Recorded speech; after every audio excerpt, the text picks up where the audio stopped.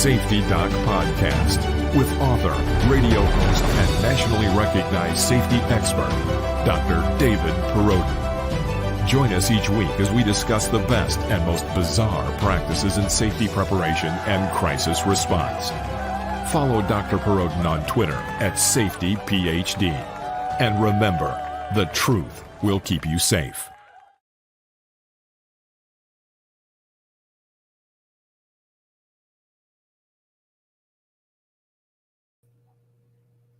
Hey everybody, it is your good friend, the Safety Doc, Dr. David Perrodin from down here in the North Star recording studio where, believe it or not, it is warmed up. It was 50 degrees outside today and it is currently 63 down here. So yeah, the worst might be behind us as far as like you watching Doc, and you can see my breath because it's so cold down here.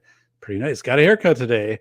So yeah, looking pretty good. So my hair grows like crazy, says my hairstylist. She says, nobody grows hair as fast as you.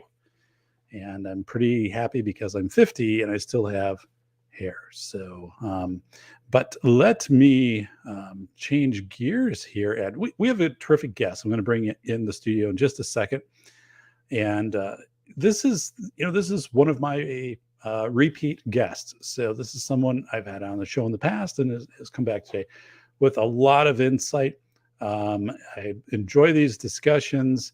This adds to the scholarly context of the show. So it's really special, right? When you have a guest that resonates so well with the audience and then you just keep in contact with, and there's an opportunity to bring that guest back on. So that's where I'm at today, is really excited about that. So in saying that, let me get over here and bring in our guest. And it is our good friend. I'm going to do an intro. But first of all, Lee, can you hear me? Yes, I can hear you. All right. So that's a good thing. So it looks like it's working. It does look like it's working. It is our good friend of the show, famous William Wesley Lee Jarvis from the state of Tennessee. And today we're going to be talking about normal box theory and unpacking that, and any opportunities we have, we're going to take that and bring it into contemporary times, right? Of like, what does this mean right now with the Ukraine and inflation and stuff like that. So let me give you an introduction here for Lee. So as a person with learning disabilities, Lee has been places. He has been fascinated by processes, even with his, as he describes it, a celery processor of a brain. Sometimes the confusion of conflicting thoughts and theories and useless information bursts something worthwhile sometimes. And I want to share, when I did, I was developing a course this spring. Part of that course included intellectual property, the Case Act, and so forth. Lee, exhaustive resources that he provided me, and then would put it in categories and say, here are like the high points of it to hit. And it was phenomenal. Like, I shared it with students. And so when I say students, I'm saying, aspiring school administrators. So he is a brilliant man, and welcome to the show. Lee, did I leave anything out? No, I think you got it all. Lee was spared of that tornado that came through the greater Kentucky area. Living in Tennessee, I know I was anxiously kind of waiting to hear from you. I had emailed and said, hey, did the storm get to your area? But it wasn't exactly where you were. So that was good news. I want to give a shout out here. We have Solomon Crates. Solomon, if you're not subscribed to the show, please do so. That would be greatly appreciated. So thank you, Solomon. It is our good friend Jim McIntosh who put a link out to something else, which I don't know what it is, but I trust you. You are Jim McIntosh. You have a blue wrench, so go for it. And let's see here. Of course, we have Zippy. Hey, we have our good friend Bacon Maldito from the Inglewood, California area, at least originally. A lot of people don't know this, but Bacon was nearly brought onto the Rams roster to play in the Super Bowl 2 weeks ago. So, yeah, this is good stuff. So Jim McIntosh, we're all doing good here. So, Lee, let's get into this here. So we're talking about unpacking normal box theory. So when you say normal box theory, explain that for our listeners. I keep trying to simplify it in my head, and it boils down to societal tunnel vision. Okay, so tell us a little bit. So normal box. So if we conceptually think of a box, Yeah, it's a cardboard box that this is what society thinks is normal. And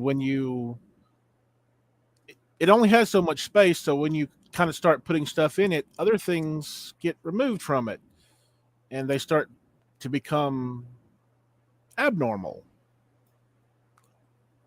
so give us an example of that.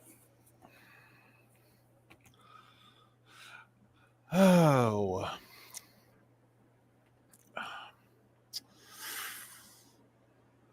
Crap. Too many things come to mind. I was thinking of, like something, that would be in the box that would be normal. For example, would be like electric vehicles.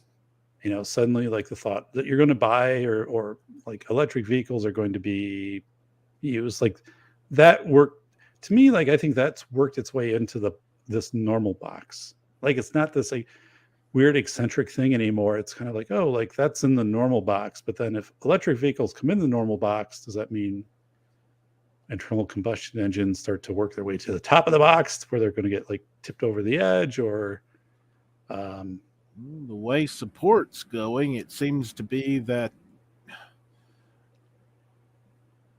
they're being shuffled around and shuffled out, and more emphasis and support and governmental focus is being placed on the e-vehicles, but the e-vehicles come at a cost that no one seems to want to really dismantle. let's dismantle it right now. So what are the costs that people, so they're going in and they're like, hey, I'm here in Tennessee at my local dealership and I'm going to buy this Tesla version 10 or whatever. And so what is the cost that people are overlooking? Well, you have roughly as much energy put into it as a regular internal combustion vehicle, but the thing is that once you replace the battery a couple times, which will happen, over maybe 10 years, 15 years, if you're unlucky. Right. Right. Because it takes a lot of effort to make the batteries, and they just don't fall from trees. And then you have all of the energy that has to be generated to put into the batteries. It's like you're having a plant generate more pollution in order to, remove a few cars off the road. That Right. It's like, what? Wouldn't it be more efficient to refocus on internal combustion and try and tune them to, the 50 to 100 mile a gallon MPG? I think so. So Lee, I was looking this up today, and in 2009, do you remember the Cash for Clunkers campaign that was out there? Lord, what is that, 90s? No, it was in 2009. So if you had a vehicle that was less than 25 years old, and there were some other parameters. When did the corn ethanol peak? About mid 2000s? It had to be, because we bought a car in 2008, a new car, and it had right on the back of it where it could run on 85% ethanol. So that was a big thing back then. So yeah. So there was this thing back in 2009 under the Obama administration where they had Cash for Clunkers, and you could turn in your car for almost a $5,000 credit toward a new car. It was basically meant to help out GM through their bankruptcy. And there were 700,000 cars which were turned in, but then those cars were destroyed So they were completely removed You from. know why they were considered clunkers? Because the ethanol probably damaged them a bit. Well, actually, yeah. And Lee, actually, these cars, a lot of them worked fine, but then when they would be brought in, they would disable them by pouring sand in the engines or something like that. Or as Robert Ripper Harrison knows, they probably put in 100-weight oil. But so I yeah, mean, it doesn't make any. I mean, those vehicles could have been, refurbished a bit and be given to families that need transportation. And exactly. What? No, Lee, I'm with you. Imagine if you would have taken this $5,000 credit from the government, and it cost the government $3 billion. And if you would have put that into the vehicle, you could have put new tires on it and refurbished it and had it available for families, right? So now as we look at this car crunch and things, so how do you think that might apply to normal box theory? Like this whole thing of saying, we have to get these vehicles that don't get, I don't know, good gas mileage, or they're not new and safe. We have to get them off the road. Is that part of normal box theory? Yes. Okay. You're basically taking a new concept that has flaws, and you're dismissing the flaws while you're taking something that has some flaws, but it still is kind of more functional, but you're getting rid of it because, well, it's not new and fancy. And you mentioned something to me about we need to start thinking, if we're thinking about normal box theory. So again, so everybody out there who's listening, normal box theory, if you just think of a cardboard box, there are some things that society accepts should be in this box. But the box is finite. So you can only have so much in the box. And that means there are certain things that have to come out of the box. So an example we just talked about, like if you're going all in on electric vehicles, as a government or society or whatever, like that means then probably internal combustion engines would be removed from the box. But Lee, you also told me something about thinking in averages.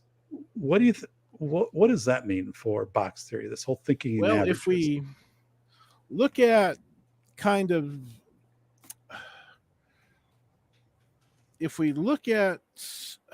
like some of the social things where we want to be all inclusive and whatnot, well, we're looking at groups. We're looking at groups and factions. We're not really looking at people. Because we're not looking at people, we don't see in averages. We put things in the normal box and claim that this is normal, that this is morally okay. But that only works so well because it's not able to be dynamic enough to actually work well with people. I like it. So give me an example. What do you think when you're thinking of people, and maybe what expectations are for people being in the box? And I know you're talking kind of about tunnel vision, but so if we take this box today, Lee, so we've got this box, Amazon delivered it, we open it up, it's empty. You and I both have it, Tennessee and Wisconsin. Here it is. We got this nice empty box. And what I guess what do you think is like normal or abnormal, or what is society in your perception believe should be in this box? And what are things like that we should know about this of saying, whoa, like if society's putting this in the box, then this is out of the box. And maybe it's something like I've seen people who've said, like a traditional family, like a mom, dad, and kids, like that's out of the box. Like that's not being promoted anymore. And that was a big part of the box, right? For, so tell us, and take some time with this. Like, tell us what you think are some examples of things that are in the box now, or maybe some things that have been booted out of the box. Just in the, well, going back to we focus on groups. It's like the whole, oh crud, what's the word? Oh, I hate it when that happens. See, what's the opposite of discrimination? Probably like diversity. For diversity, the diversity narrative focuses so much on groups that all it cares about is what's new and shiny. It doesn't care about the people, the individual, what actually works for them and what doesn't work for them. It only cares about the group. So is this something you think that's changed in your perception recently? So now, like, the individual has been more or less sacrificed for the group? I hate to say it, but it's kind of like a normal, it's almost like a normal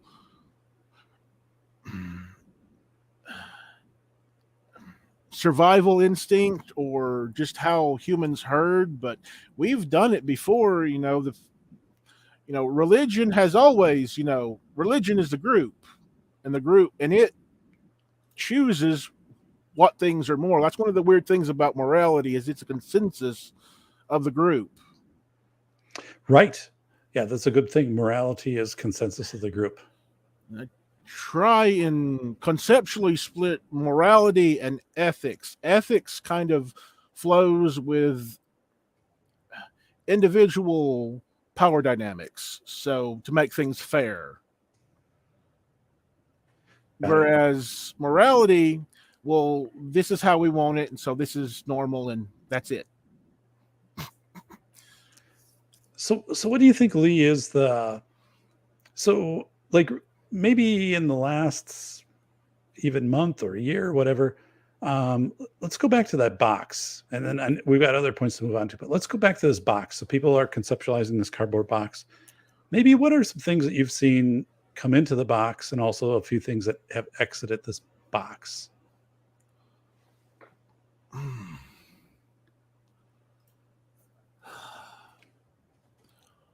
Well, as you said, family is, though I kind of scoff at the nuclear family concept, but family is kind of one. Another is masculinity. It's kind of been pushed aside, and absolutely. Lee, remember that commercial, was it Gillette, where then yes, the boys will be boys, and that. So yeah, I think you're right on with that. So that's something that is that's been a shift in the box. Just quite weird how things get replaced, shift around, and it's almost commercialized. It's so kind of hollow and shallow and commercialized that if you look at the individual, then, well, people who want to be masculine can be masculine, people who want to be feminine can be feminine, right? And if you don't want to be either, that's fine. It's just, if you have skill, you have skill. If you don't, you don't. Right. But we can't do that anymore, because we have to, revere and worship the groups that are now, in the middle of the normal box, which is, I guess it's in many ways it's the same as it ever was, because there's always, groups that will be the focus of society. Right. But the modern groups that are doing it are claiming that they're doing it,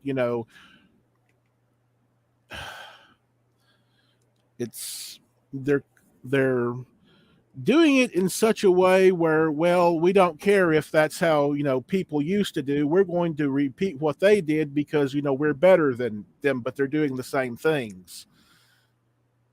So Lee, I think what you're saying is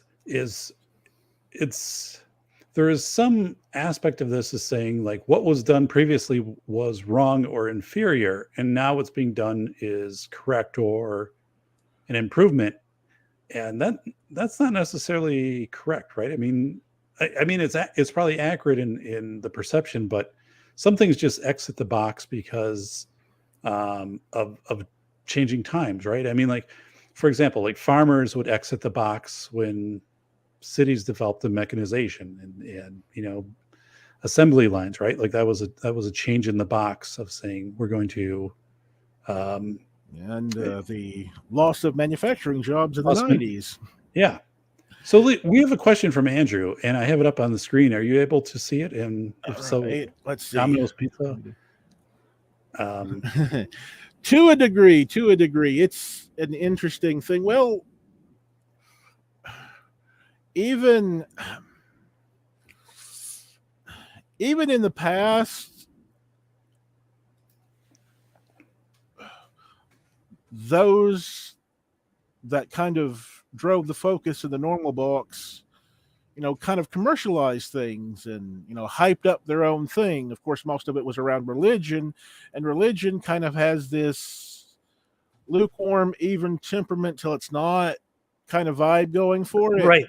With the whole diversity movement seems to be basically the same.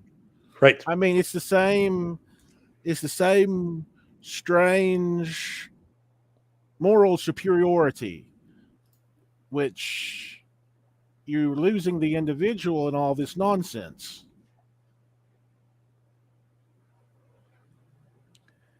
So how about the Domino's Pizza? What Andrew is saying? They're trying to normalize and exalt it to, promote themselves as something that's, high and mighty in the normal box. Kind of virtue signaling, right? Is what you exactly. Okay, I yeah. might not exactly. I sometimes forget words. No, Lee, we love having you on the show. Like I mean, as I've said, and I'll say it again, from the start of the show. I mean, Lee is brilliant, and it's I think such a macro thinker that, when we get into shows like this, there's so many panoply visions that Lee, takes of things that, we'll take the time and figure those out. So we appreciate you, buddy. So yeah, I think that's right. And, we get in these weird, I perceive at least now, these weird battles of meritocracy, right? Like, it's almost, and I think you said this, and correct me if I'm wrong, but, to me, it's much secondary if somebody, for example, is going to, wear a nose ring and, do other things, right? If they have the meritocracy to do the position they're hired for, or if they're a good person, right? They would, if you're in need, they would come and help you out. I think it's been kind of flipped a little bit. Like, I don't know, but we judge a book by its cover now. I mean, literally, that's what we're doing. I mean, for good or for bad, that's what we're doing. We're doing it now more than ever in many ways. And of course, in some ways, if you really, take a microscope to the past, 3 or 4 decades ago or more, we more or less did it. But it feels like in the past, skill was a little bit more respected.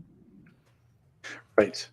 And today, it's less about skill and more about which group membership you're part of.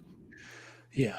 I think about this with the recent, with President Biden appointing for a nominee for the Supreme Court. So let me make sure I have this name correct. So I'm going to have 3 screens in front of me for those of you watching at home. Ketanji Brown Jackson to the Supreme Court. And before she was appointed, making a point, this will be the first African-American woman that will be put forth to the Supreme Court. And yeah, it's all about what you are and not who you are. Well, right. And I believe, and here is my take on this. Like, I've listened, I've done some research, as a citizen into her background. I'm impressed by her. I'm very impressed by her. But yet, like, even if she is voted onto the court, if she's approved onto the court, it's kind of like, like Biden has almost like slighted her credentials by saying, "Oh, we're going to do so." Well, that's kind of the hokey hollowness of the diversity movement. It is. Lack of a better, like, for lack I'm of very a better impressed by her. I think she's. I don't. Yeah. I don't like this diminishing, the diversity stuff, but at the same time, it's being tokenized so much that you have to, when you step back and look at it, it's just, wow, what in the world are they doing? What do you think is going on with that? Because, like, I look at that, and I'm thinking, well, you know, she could have been appointed without any of this prelude of saying, "Oh, it's going to be the first African American female," you know, Well, that's it. consider. And It's I'm like, why was that necessary to say that? Why it's not just make that? marketing and buzzwords and Yeah, all the kind of commercialization that we do in the business market. Well, it's basically come front and center in politics. Not, it's always kind of been in politics, but maybe the last 20 years, maybe mid 2000s and beyond, it's all about how many buzzwords you can put on a person. Like they're walking around in a NASCAR outfit with all these ads on them. Well, they got these buzzwords on them, that these marketing, words and tactics, and it's just shallow. I think so. I like how you said that. It's almost because we can visualize, right? On NASCAR, somebody comes up after they win a race and they get out and there's like 100 patches sewn on them, or like their car has every like inch of space covered with advertisements. And I think what it does is, and help me relate this back to box theory, but I think it diminishes their meritocracy, right? Because if Katanja gets on the Supreme Court, and again, like, I'm impressed by her. I've read, I've done research on her, and I'm like, I would embrace this person being a Supreme Court judge. I think she's very qualified, very competent for the job. But yet, like, now she'll always be remembered as, oh, it was this person who was like preliminary setup from Biden already eliminating in his statement of saying it was going to be an African American woman. That eliminates everybody else instead of just coming out and saying, here's my pick. Like, here's what I think should be judged. So I think for her, it slights her. Like, this doesn't do any benefit to her. And it's a shame. Like, this whole, I don't know. I'm really, Somewhat reminded of, I don't know what era it was, maybe Victorian, but there was a certain je ne sais quoi, a certain feel to how society promoted certain things, but it felt kind of hollow. I don't know if it was, the one before, the one after, but we've done this before.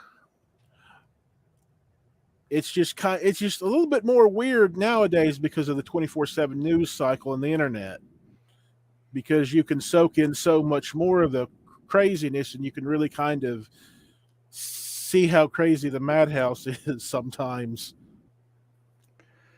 no kidding. No kidding. So, And wow. I have a slight nitpick with a meritocracy.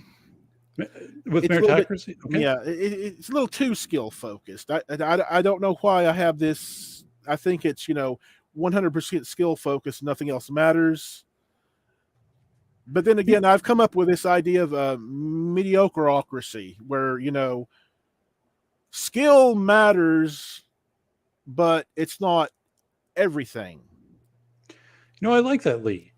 I like that because, and thanks for bringing that up, because actually that's going to change the way that I think I talk about things, and especially like in my university classes, and When I try and I like that. I think that's very well stated.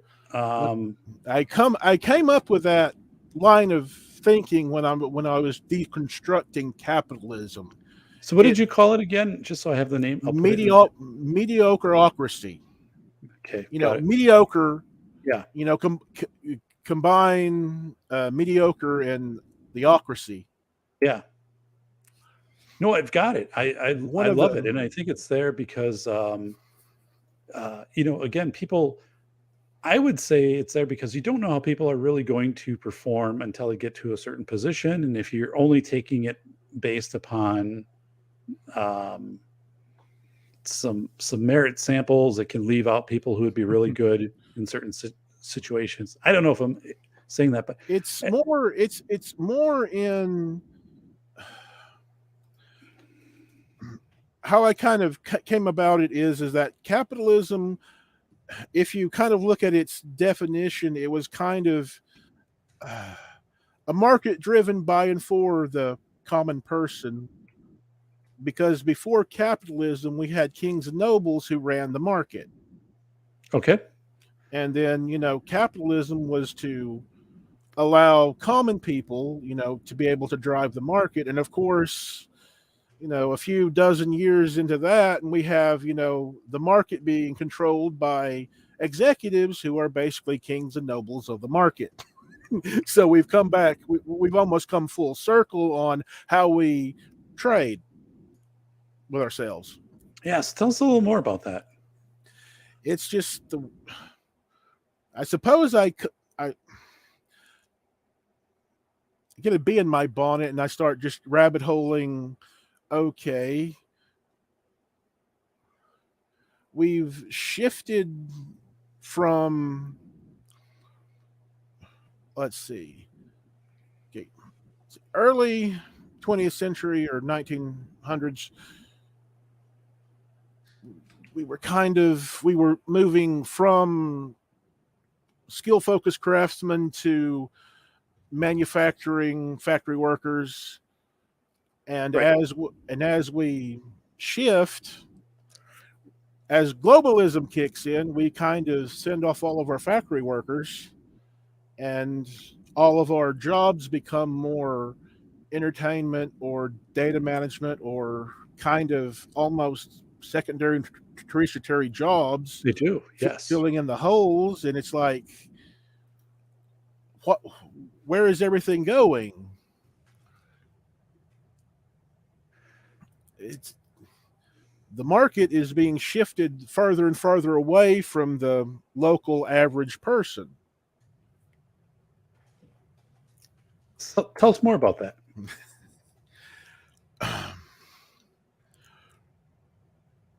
Hmm.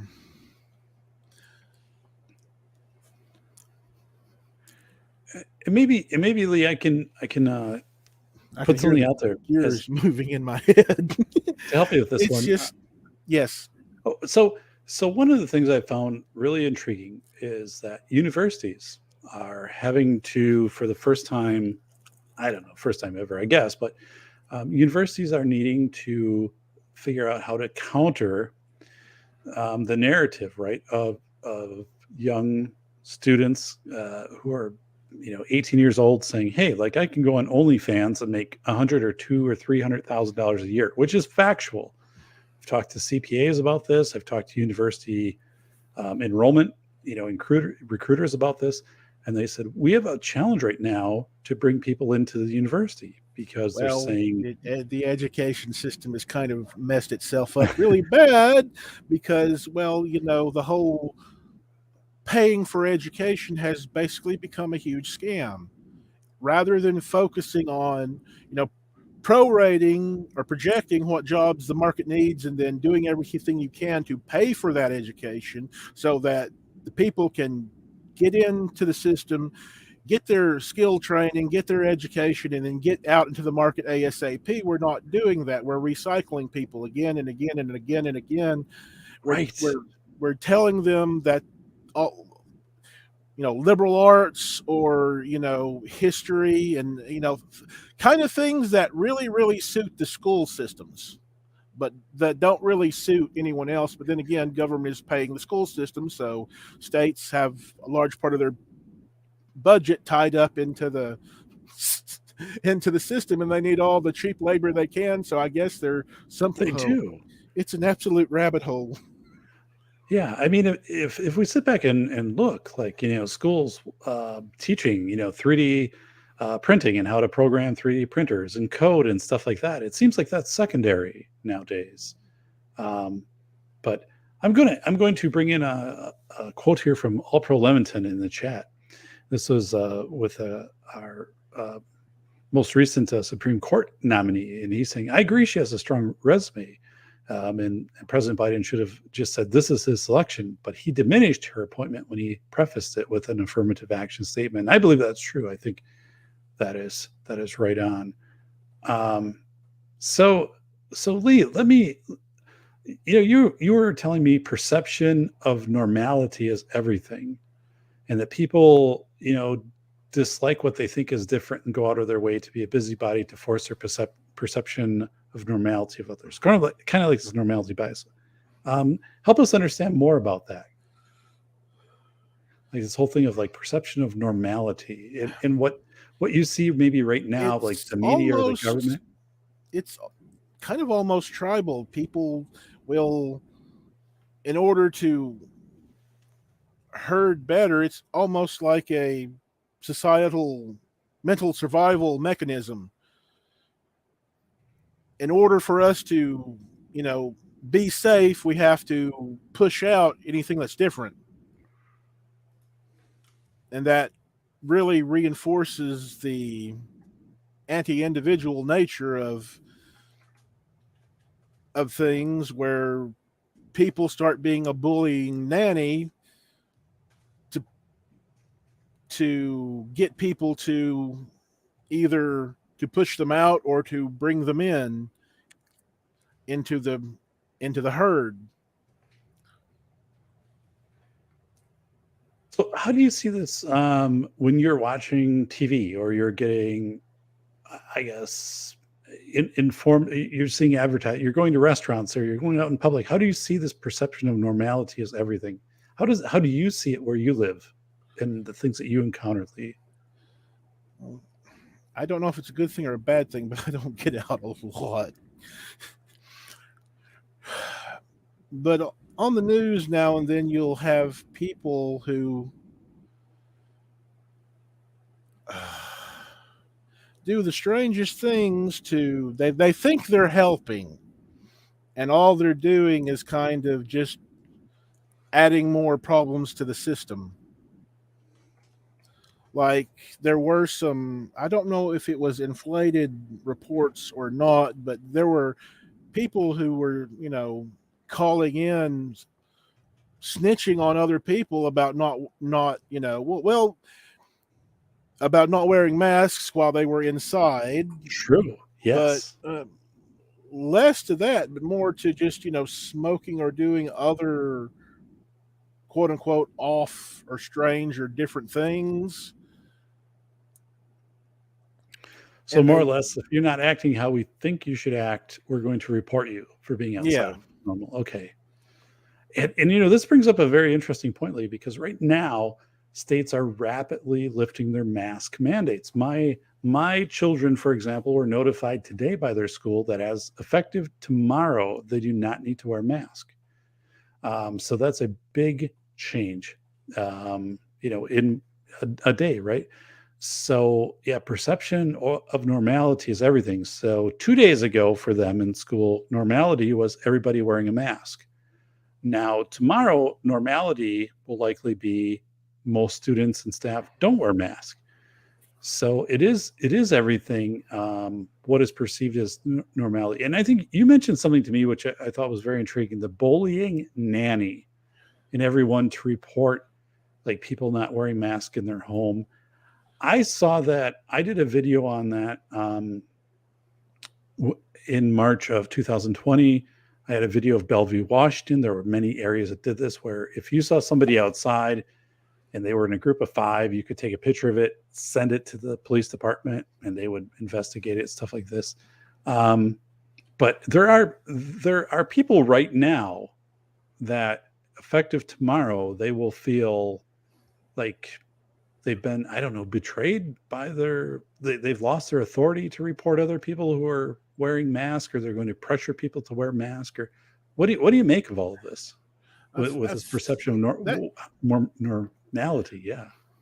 It's more like, well, if they can find something to, I guess it's good old fashioned righteous indignation, feeling morally superior, okay, the system will allow us to do this. Well, we'll go out and do this because, well, the system will allow it. It's just the oddest way it's just one of the weird ways that people, react to things, I guess. It's a feeling of, I guess you could say it's a feeling of empowerment, which is somewhat weird. Well, no, I mean, I think you're right on, right? People, when they get a sense of having some power over them, their environment, over others, over themselves, it becomes addictive. I mean, it's kind of an adrenaline rush, and then it builds, right? I mean, we've seen right now. I think it's Governor Inslee in Washington State today stated that his emergency powers he anticipates will continue forever. He's not saying there's any sunset on these emergency powers, Yeah, and the courts will have to override that. so you'll have these things, and so these emergency powers and right, these are it's. I mean, I've never seen anything like this in my life. I Well, I think that if we go back, I'd say 30s and before, you could have instances of townships or rich ranchers who basically run the place, right. and it's not. We've not really had it. Well, I'm trying to think.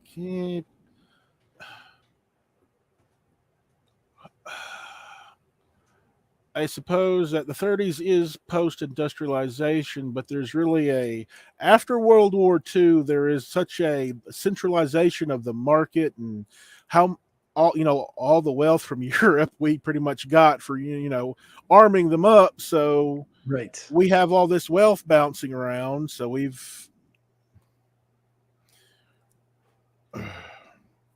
and I've lost my thought of all darn things.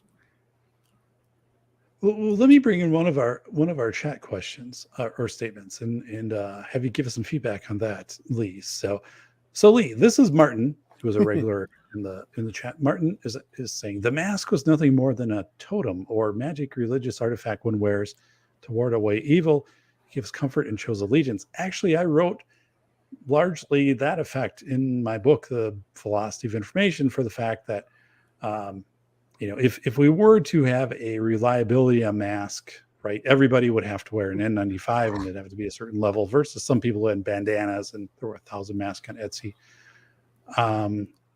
So I think this whole, as you've just, been talking about what is a perception of normality, a mask, kind of became a perception of normality, and not necessarily the effectiveness. Nobody was going around saying, hey, is that an N95? As long as you had something on that was a mask, right? If you had a bandana or whatever. Yeah, once they kind of mandated it, it just kind of all went downhill because the mask no longer became something to remind you of to be safe. It became a thing. It became a shackle. It did. Ball It and became chain. an aesthetic item, right? I mean, people were wearing masks of their favorite sports teams, like Tennessee, the Volunteers. Mm-hmm. You probably had one of the Tennessee Volunteers, right? You probably had a mask. No. Wisconsin Badgers here for me in Wisconsin, but I mean, it was crazy how this became a fashion item too. So the perception. So I'm going to change this, and just let me touch base here on some of the chats because we've had some great posts here. Bolo, the mask is a guard uniform in the Milgram experiment. So Milgram experiment was, and Lee, you probably knows, but I'll share it with the audience. So the Milgram experiment was back, I think it was 1960s, and Milgram was the head of the experiment. It was at a university. He would turn up a dial. He would stand there in his lab coat and he would direct people to turn up a dial and give people shocks. And the whole thing was like, if you remember the Ghostbusters, the start of Ghostbusters, like, shock therapy and, what is it? A couple of wavy lines. It was basically that, right? How people would learn. And if they didn't learn appropriately, right, you give them a shock and then maybe they would learn appropriately after that. So, that was basically, kind of Bolo's point on this. I don't know where I was going with that, but, so let me get to a couple and we'll keep going here. This is from Vanessa. I wore a Nomex baklava early on. So fireproof baklava. Oh my goodness. I trust the Supreme Court rulings through the coming years will remove the infringements on our rights. So that's from Vanessa. Honestly, Bacon is saying he's not a big fan of Governor Inslee, and that's not good bacon because that's Washington State has the most Dismores IGAs in the world. People that kept him in office last year, it showed. So, yeah, I don't know what this is. Do you know what this is from John Rice? The methartric submission ritual. I don't know what that is. Not offhand, no. We do a search for it here, and then I'll kind of bring us back on track here. Submission ritual. But it might as well. I'm finding something here as I type. The way the system pretty much forced masks is almost, well, did the crow masks during the Black Plague do anything? Of course, it wasn't. That wasn't how the Black Plague was spread, but still. Right. Well, and John, I'm not sure what maybe you can give a little more detail. I just brought it up and it tried to download something on my computer, possibly a virus that would destroy my system here, which would be very bad. But I appreciate that. So when I wrote about it, Lee, in the velocity of information, I wrote about it from the standpoint of if this was, the whole mask wearing, right? With our big box stores, when you went into a big box store in March or April of 2020, I see what it is. You should have been stopped at the front and they should have said, here's a mask you have to wear, a store issued mask. They had inter-rater reliability. Your mask is the same as the next person. Maybe gloves, right? And when you left, that you would deposit those into a sharps receptacle type thing. Like none of that happened, right? So as we can see really early on, there wasn't this inter-rater reliability with mask quality. There wasn't some device that you would submit your mask to and they would test it and say, oh, yes, it meets this criteria. Well, didn't we go through that with the whole, vehicle emission thing? No, it's very similar. Yeah, it's a good point. So let's talk about, you wrote about counter processes and fixes and kind of processes of culture. So you said you counter this by not being a pushy bully, by looking at averages. You have to. Averages. So tell us how you respond to this when the things that get in the box, maybe you're like, I'm not sure that should be in the box, right? Well, when you look at averages, you don't really have to worry too much about. You let people pretty much flow how they wish. Of course, it's when one person, interferes with another, that's when problems start. But if they're not really interfering with each other, then they can't. Then there's. But averages, average behavior versus.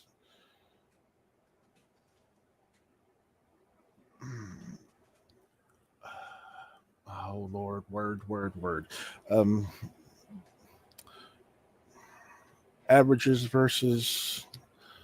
Oh.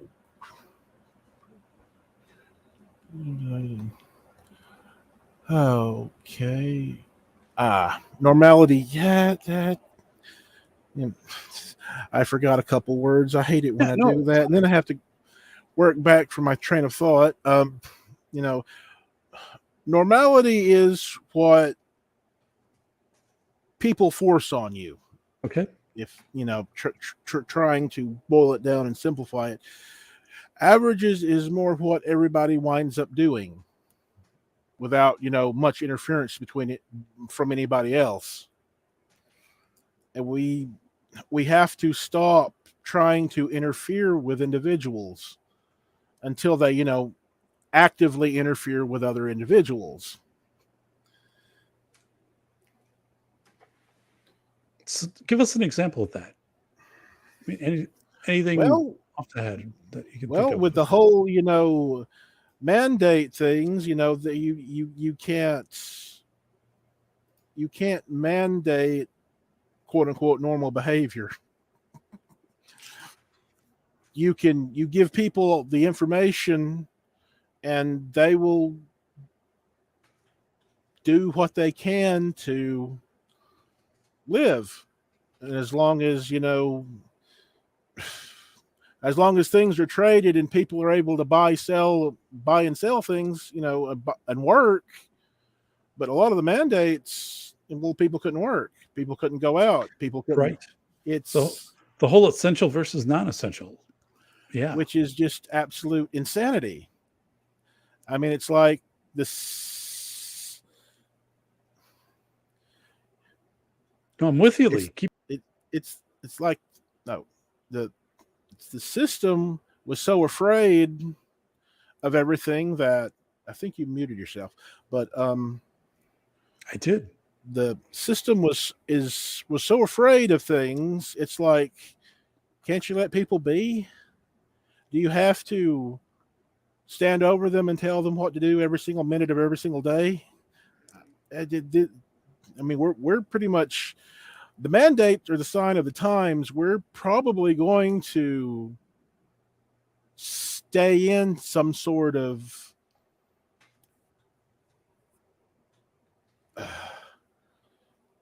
process where government constantly tells us what is good and what is bad, which is never good for the individual. I think you're right on with that. I would go as far as saying we are in the early phases, but with a rapid implementation of a social credit score. And I guess we can also say, like, we've basically seen this at a country level with a social credit score being applied to Russia, and Russia being denied airspace travel and being denied ability to trade and things like that. And I think that can rapidly move down to individuals, and we've seen it with oligarchs, right, in Russia. So I think what you're saying, Lee, is right. This being told basically what is right and wrong, or what it aligns with a perceived right or wrong, is kind of a government function right now. Yeah, with China, it's direct. It's our way or the highway. With the U.S., at least for the past 20 years, we've had an indirect system of, this is how it's going to be, but we can't really get involved too much. But, PayPal, GoFundMe, Twitter, YouTube, have at it. Start, shutting down people who disagree with us. Absolutely. The social credit is, it's indirect, because in some ways you can't really interfere with them, but again, how we, the social contract we have with business. With IP rights is a social contract. Intellectual property, yeah. So tell us about that. If we continue down this path, well, media sites are going to get, more and more centralized. So the only way to speak is through them, and you can't really speak out too much because they can shut you down. Right. You can try and do your own thing, but even if you did, they'll probably, because they're owned by the same 5 or 6 companies, they'll probably shut you down too. Right. And it's we need a new contract to ensure that people have their freedom of speech, but I'm trying to think of 3 things at once. I think that one of the tricks is that you can't stop a person from saying something even on a site. Okay. But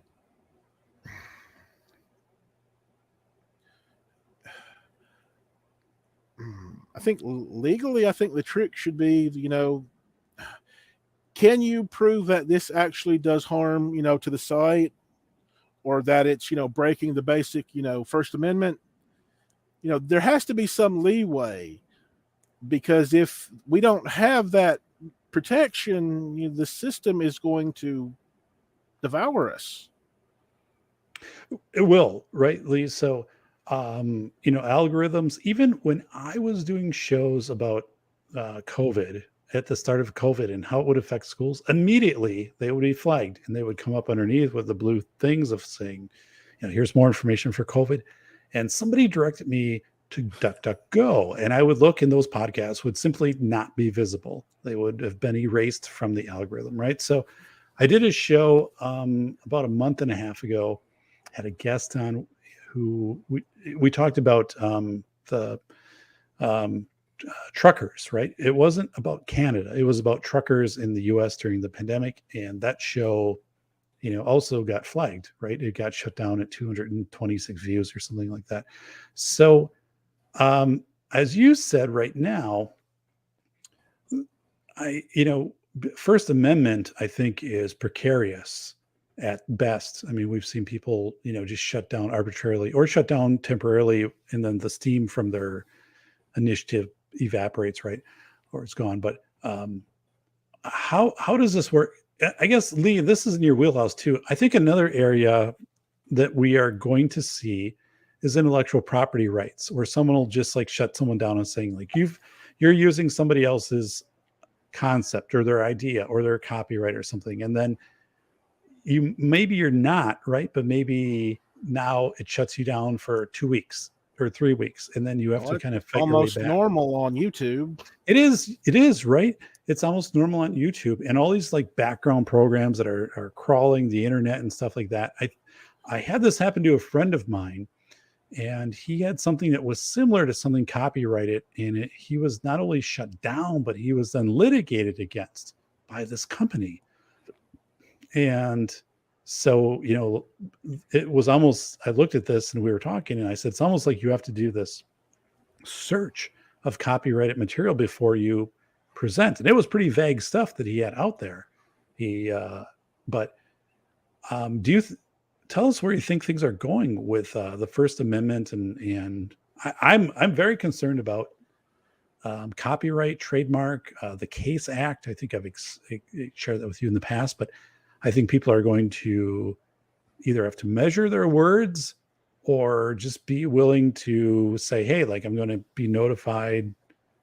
I've spoken on something that is already copyrighted, or I'm infringing on someone else's thought or a company's thought, or else an algorithm will match words and shut it down.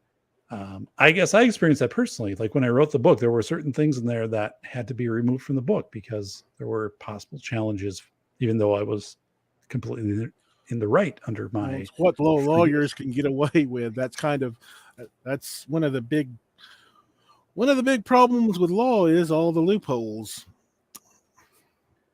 How does this such heavily centralized system? Yes. Well, they have all the money, and they can basically say, well, you can fight this, but we'll fight it up to $100,000. And do you want to go there, individual person?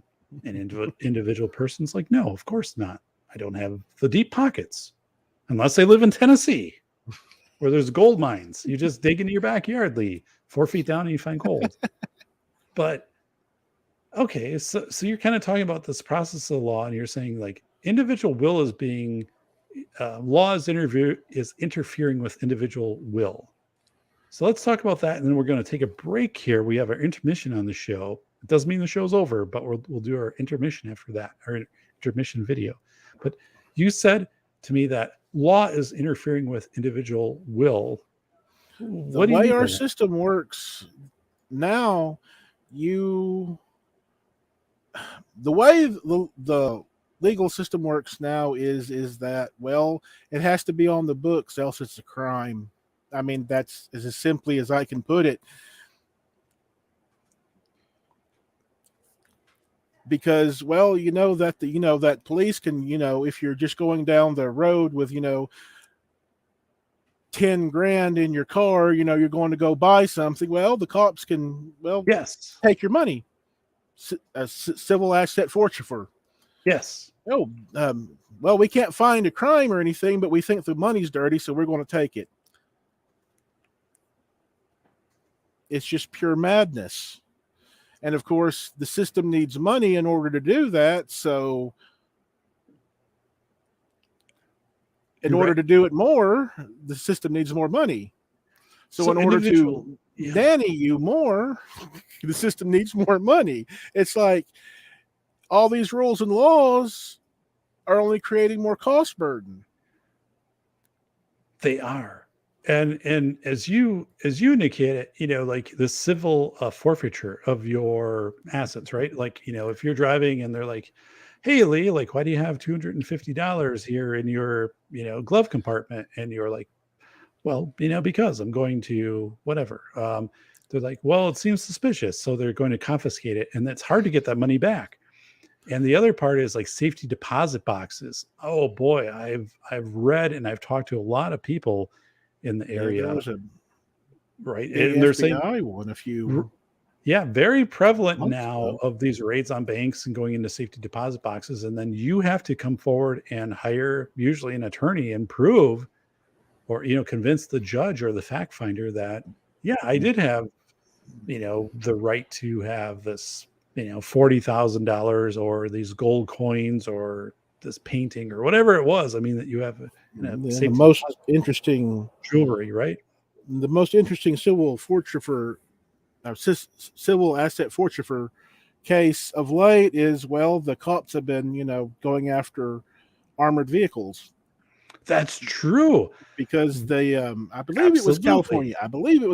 Or some other. It was basically a legal pot distributor. Well, they're sending their money to the bank. Well, the cops took it. Oh my God. It was only a few $100,000. Lee says that because he's a multimillionaire, but we're not going to reveal too much about that. But that is crazy. See, when you make laws that are based on individual will, it's very difficult to, endlessly expand government, because you can't really go against individual will unless that individual is going against another's individual will. So Lee, let me bring this up on share screen, because what you're talking about right here, Steve Leto covered it. Yeah, on Alito's Law, right? I subscribe to that. I enjoy it. So this is with the Los Angeles Times. It says FBI in San Bernardino County Sheriff's Department accused of illegally seizing marijuana cash. This was from like marijuana dispensaries, who then would have the armored vehicle come up, take the money, from the day or whatever, and then drive to the bank. And in the meantime, the police would intercept them. This was January 28th. And they would, and here's one case where they took $712,000 in cash from a licensed dispensary that was headed to Barstow. So basically, right, like you have a business, they come and they get your cash, the armored vehicle, they're going to take it to the bank. The police intercept them and say, this is, it's no longer your money, it's our money, we're seizing it. So then it's just crazy, right? So I think that is a perfect example. And so, Lee, what I'm going to do with that right now is I'm going to bring up our intermission video, because we are just at the 1 hour mark. So stay with us, Lee. We're not done. I'm going to do our intermission vehicle. So this is the time for you to quick run outside, put a couple more shovels full of dirt over your gold pile. And for the rest of you listening, it's time to refill your beverages, use the restroom and concession stands, and we will be back here in just over 2 minutes. So Lee, hang on. I'm going to back us out of here. Hang on, everyone.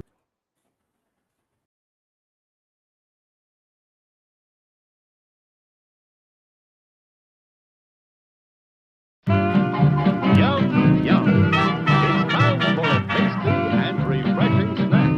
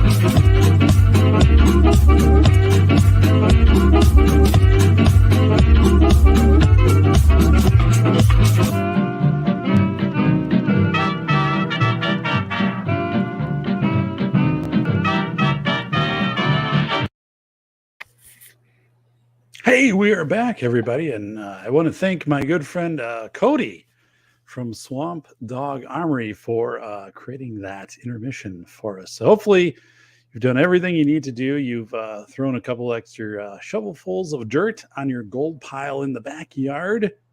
Use the rest facilities, concession stands, and also refreshed your beverages. We are back with our good friend Lee Jarvis from Tennessee. So, Lee, I'm going to ask, what did you do during intermission?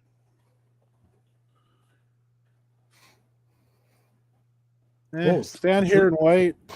All right. So Lee is still with us. All right. I thought Lee was going to crack open a Pepsi. So the taste of a new generation. I'm still pretty jittery from the caffeine tablet I took. Yeah. So Lee, I'm actually narrating my book School of Airs with a recording studio, and I have to limit my caffeine so my voice doesn't dry out. It's kind of been a challenge for me, but it's going well. So yes, that will be out August 1st, by the way. The audiobook version with Find Away Voices. Pretty exciting. But anyway, let's go back to kind of reframe people. We've been in this normal box theory of thinking if you have a cardboard box, from a societal perspective, there are certain things that fit in that box and are generally accepted in the box and certain things that aren't. And that changes all the time. Kind of this Overton window of what belongs in the box, what doesn't, what that perception is. And so we've been talking about that. And Lee, tell us a little bit more about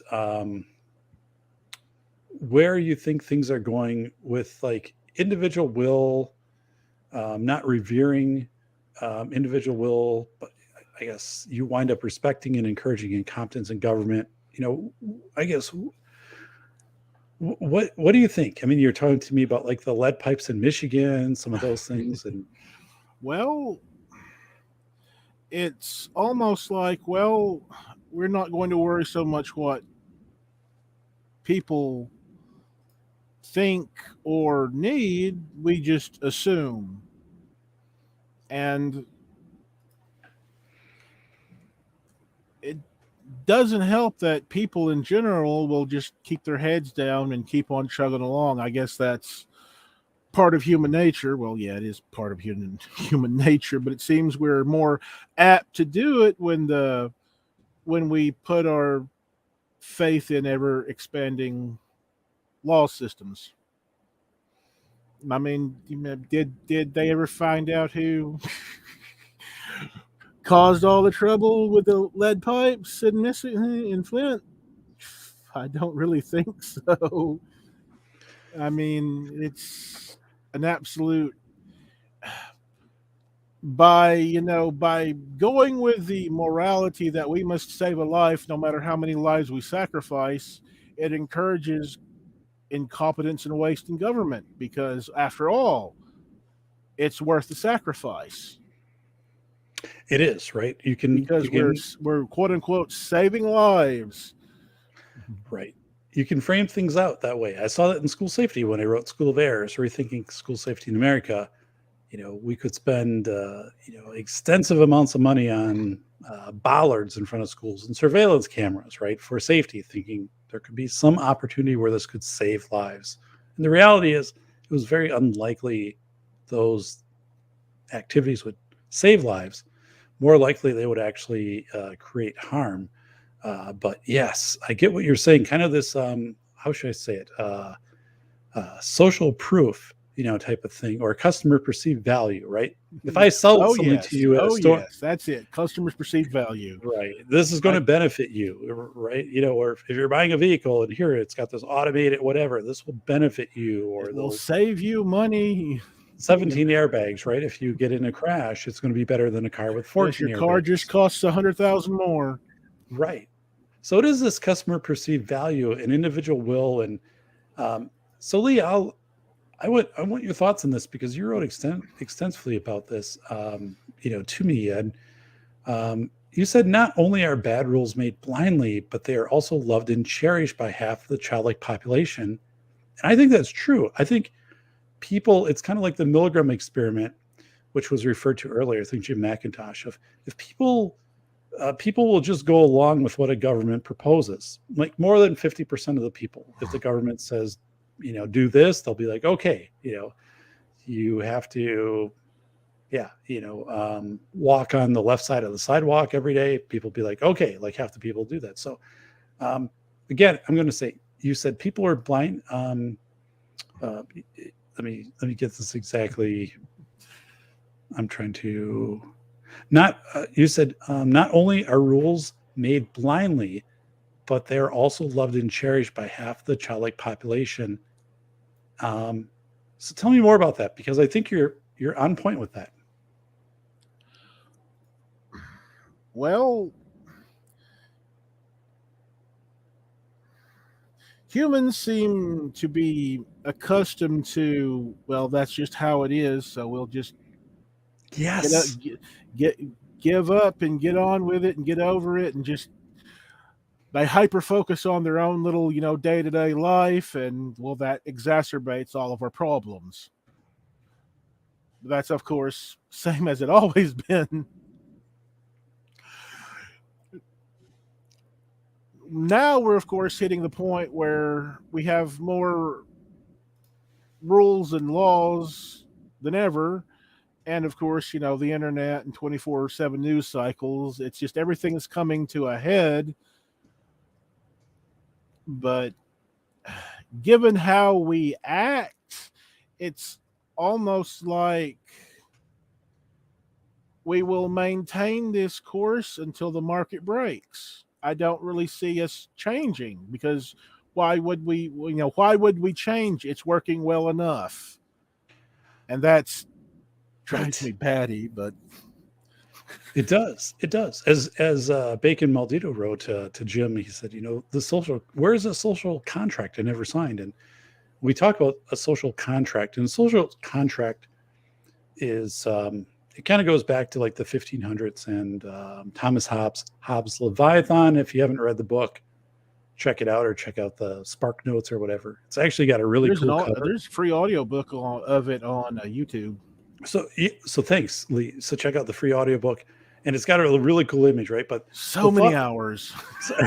The thought with Leviathan was, and so Thomas Hobbes wrote this during the English Civil War back in the 1500s, but was a little bit of government is good to keep power and keep a structure and keep things organized. But if you give more power to that, government quickly will accept that power and just become like this omnipotent, entity, and just kind of rule every aspect of your life. So that's the balance in Hobbes' Leviathan.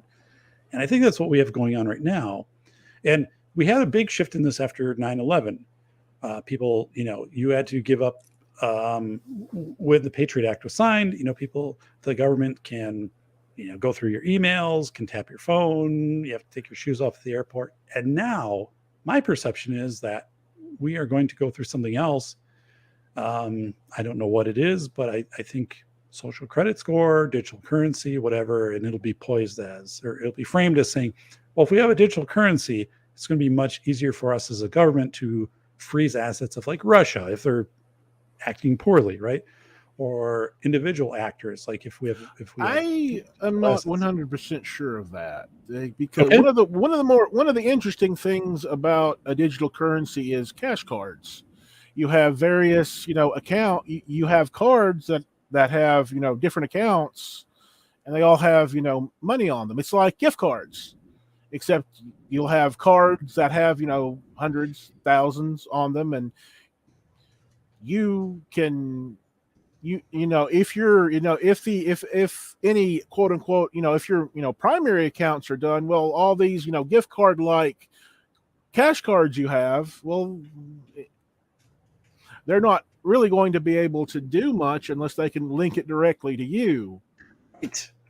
So it's not a huge jump from, cash currency.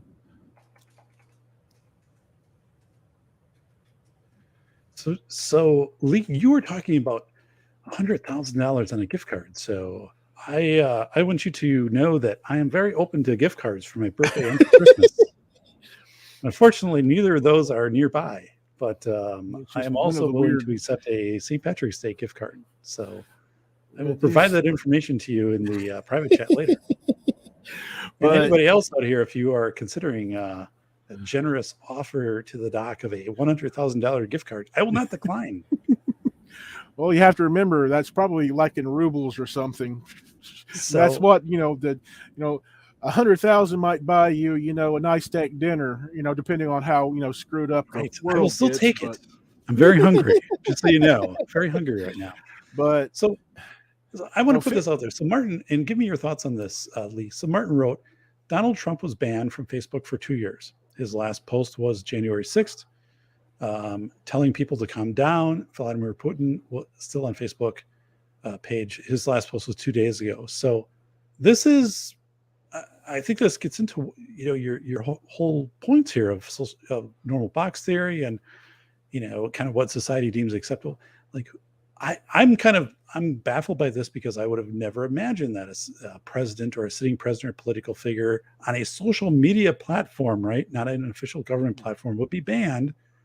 And yet, like, there's this weird, as it would seem, this weird metric of Vladimir Putin is still on Facebook. Former President Donald Trump is not on Facebook. What do you make of this? And I guess what should each of us kind of maybe take from this as we operate our own lives in a very social media world? I've not seen any real hard proof or direct ties, but it almost feels like ever since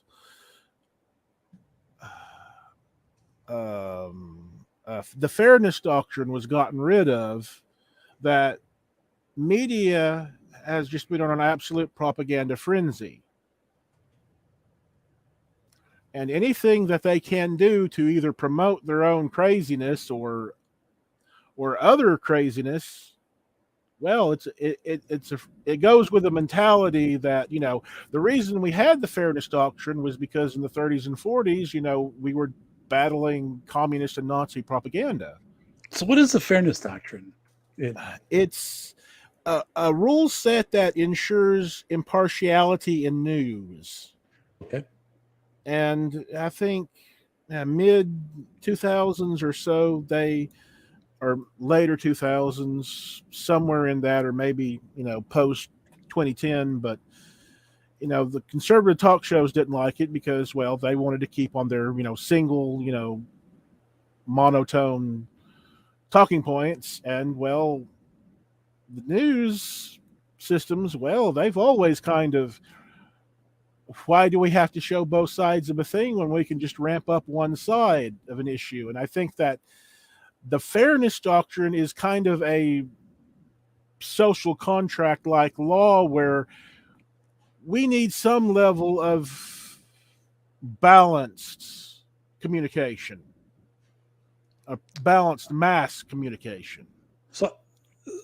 So I'm with you. Let me. I brought up the fairness doctrine and a statement here. The fairness doctrine of the United States Federal Communications Commission, or the FCC, right, introduced in 1949, was a policy that required the holders of broadcast licenses to prevent or both to present controversial issues of public importance and to do so in a manner that fairly reflected differing viewpoints. So basically, you're giving at least two sides of an argument, if not more than two sides, instead of saying like whatever. And that's whatever. pretty much what So they've become beyond. I think that is fascinating, right? So we think about 1949 and the fairness doctrine, and to be honest with you, Lee, I don't see that today. I don't see that. Example of it is ABC Nightly News. I don't see the fairness doctrine at all applied to that. I see a one-side positionality. I think maybe late 90s, early 2000s, news kind of slowly went one side, and then eventually the fairness doctrine was just gotten rid of wholesale because no one wanted to put up with it anymore. Well, today's, one-sided propaganda, I mean, what else can you call some of the stuff they're talking about? Because they're not really fairly discussing both sides of an issue. They're just stating whatever they think that'll make them money. And that's kind of one of the problems that the fairness doctrine ensured, that, well, we have all these we have all these groups with, questionable opinions. We need to, inject some sort of balance to it. Well, we don't have that balance anymore. That's a great point. And one of the And things, Lee, that I did, for example, in both of my books, is I always had an antagonist position, meaning in School of Airs right here. So those of you watching at home and want to make a quick purchase on Amazon, do it now. School of Airs, Rethinking School Safety in America. This is the most honest book ever written about the $3 billion school safety industry. And yes, this is an awesome book, which will be coming out in audio in August of 2000 of this year. I am narrating it right now at a sound studio, and the audio engineer kind of intimidates me. He's a good guy, but I'm not used to repeat that sentence. But one of the things is I always had an antagonist in both my books. I always had one person that didn't agree with me, and I gave them a chapter because I thought it represented balance in the book. But I don't see that right now. I never saw it in the mask mandate. I never saw it in, at least where mainstream media would say, here's another perspective on this. Louis Rossman. Yeah, I mean, this is really important. I think you're right on with this. Counterpoints to it, and I think brought there in is factual information. And the fact is, I think people would recognize, oh, you're trying to look at this from different perspectives and would respect that. But that's not the way it is today, right? I mean, the way it is today. Eli, the computer guy, said something about, and he got the video of demonetized and whacked by YouTube. Because, who is that? Eli, the computer guy. Okay. He's kind of like Louis Rossman, except he's a bit more I know right leaning, I guess, but he's also pretty snarky. And he tells it like it is. He tells it like it is, and he tries to be reasonably fair. Okay. You said he got and booted off. They didn't give him his gold button. He didn't get his gold star, right? I don't have mine displayed because I only have 1,178 subscribers. But yeah, okay. Well, let's keep going on with this, Lee. So, so this whole kind of promoting of voices that align with the narrative and censoring or vanishing of voices that don't. What do you think is happening there? I mean, Stefan Molyneux, for example, the world's biggest philosophy show about 2 years ago was banned off of YouTube, and largely his show Free Domain Radio has vanished, was crushed. And, just back in 2016, I mean, the most popular show on the internet. So, I guess, what do you see with this? Give us your thoughts. And then also, how do we as individuals avoid becoming canceled? Whether it be our jobs or our families or something we say politically, or if we post on social media, or I don't know if that's it's just stay off the internet. Don't leave no. I don't think that's an option. I know it's like there's not much you can do, because once you're targeted, you're pretty much done unless there is popular support for you. It's kind of like you're guilty until you're proven innocent by the court of public jesters. Absolutely true. And I think with Joe Rogan, for example, Joe Rogan had such a robust following, so many people behind him that, and so much money coming into Spotify, right? And Aaron Rodgers with the Green Bay Packers, with the whole vaccination controversy, that those eventually blew over because the individuals had, just such a strong following. But other people don't have that, right? They're going to be released from their job, or they're going to be, deleting his. They keep removing his videos on Spotify, yet you can find them. I mean, it's just high school behavior, high school clique behavior. Just a bunch of blasted kindergartners. But with severe consequences, right, Lee? With potentially being separated from employment. Well, for him, it's water off a duck's back. For anybody else, there should be a reasonable disconnect in things where you can't, throw the baby out with the bathwater, but that's pretty much what we're doing these days. Right. I mean, there was I don't know, it was maybe a year and a half ago or 2 years ago, husband of an OnlyFans star, he got kicked out of his job because of his wife was on OnlyFans, but she was Really? making like almost 200,000 a year. So like, okay, So, so but what he if they're going lost through a his. divorce or whatever? That doesn't matter. Can the person do the job? I mean, Let's unpack this a little bit. So Lee, so so you're saying the husband lost his job because his yes, wife was on OnlyFans. Do you know what he yes, did? Or- yes. okay. They, they're What his occupation was? Or I mean, just in general, like, he was. I'm not 100% sure. Probably some sort of office business type deal, Okay, sure. but I can understand some, smirky comments and whatnot, but does it really affect the job? That's kind of what I boil things down to. Why are we so crazy about throwing the baby out with the bathwater? Why are we Exactly, right? hurting individuals over nothing they specifically, you know, did? They did. If you haven't hurt anybody, then what's the fuss? Well, no, exactly, right. So this is an ancillary thing where, apparently, per what you've shared here, is his wife is on OnlyFans, and somehow, well, whatever, the company he works Uh, for was apprised of this knowledge, and then they had a consequence for him, which was a separation of employment. And but the question is, was this guy great at what he did? Was he an accountant? Was he engineer? Whatever he Now, did, was he I, competent at that? But he I got don't really. I don't really remember if he was like kind of the face of the company. I can see certain jobs that are high profile. Yeah, you don't want really anyone with weirdness in their life being in a high profile. But then again, considering today's inclusivity, why not? It's just that we're so right. bipolar. It's crazy. But I'm looking at that and saying, I would say that wouldn't be that out of the ordinary, right? I mean, OnlyFans and similar sites have been around for a while. This isn't anything that's uncommon to people.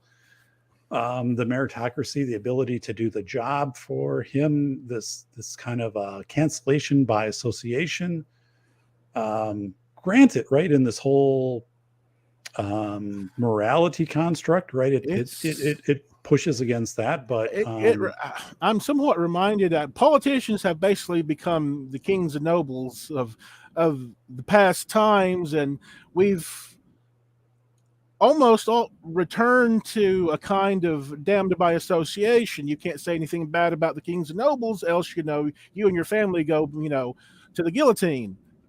We're right. we're repeating history once more. I guess that's the lot in life for humanity, but surely we can, uh, I guess those that, see the horrors of humanity are the ones that get ignored the most. So, what do you think are the consequences? Because, this does seem to be a new, I don't know, filter or scrutiny. Like if you're Well, applying for a on job or the, applying for membership in a church, or Lee, the Knights of yeah. Columbus in Tennessee, and they're saying, well, Lee, your relative, your third cousin is on OnlyFans, so you can't be a member here. What do you think of that? Well, eventually it will come to a head because, well, there's only so much. You get an efficiency loss when you start, canning people left and right for no good reason. So when you have an efficiency loss in the market, well, people stop trading. When they stop trading, well, they become desperate. Desperate people tend to, hurt other people or get involved in crime, which raises the cost burdens for the system. But there again, the system has all these crazy rules that it's able to maintain itself by making more crazy rules, but eventually we'll get to a point where we don't have enough people generating enough wealth Right. to maintain the system. I think what you said, right, is as we get more prescriptive ultimately on this box and all these conditions, we're going to find that we're going to be excluding a lot of people, right? And it's one of these things too. Like someone had said to me, like your first post on social media will always be out there, right? And it can always be the post that undermines whatever you've done for the rest of your career. Like someone could pull back and say, "Hey, you posted, in 2006, this one post." and It, sorry, it just yeah, come to my it just come to the top of my head that there are now businesses that will look at your social media history and absolutely. help you deal with it. Help you deal with it. Okay. Yeah, So be able to edit, remove, and curate your online history. And got it. well, I suppose that's one of the interesting things about modern life. A new type of job will eventually come into play. But my lord, Well, yeah. I mean, it is this hyper scrutiny on kind of the First Amendment and expressing yourself and things like that. well, And one of the I'm kind of half and half on the First Amendment, because the First Amendment deals directly with government, not business. But right, still, we need some sort of rule system that ensures fairness for business. We used to have various rules for newspaper. Section 230 kind of does that for internet sure, sites, sure, but it doesn't really protect the people who are, well, here's one of the problems with user driven sites. The users are the ones who are making the sites money, so they should have sure, protection. I mean, YouTube is an example of, well, contract law can, contract self-employment contract law can be applied to YouTube. So if there's a problem between what you're doing in YouTube, you might be able to go through your state to apply contract law to that. Well, we need some sort of law to ensure that, okay, if you want to be a user site, you really need to follow some basic rules for such thing. like what? Like, give us a couple rules.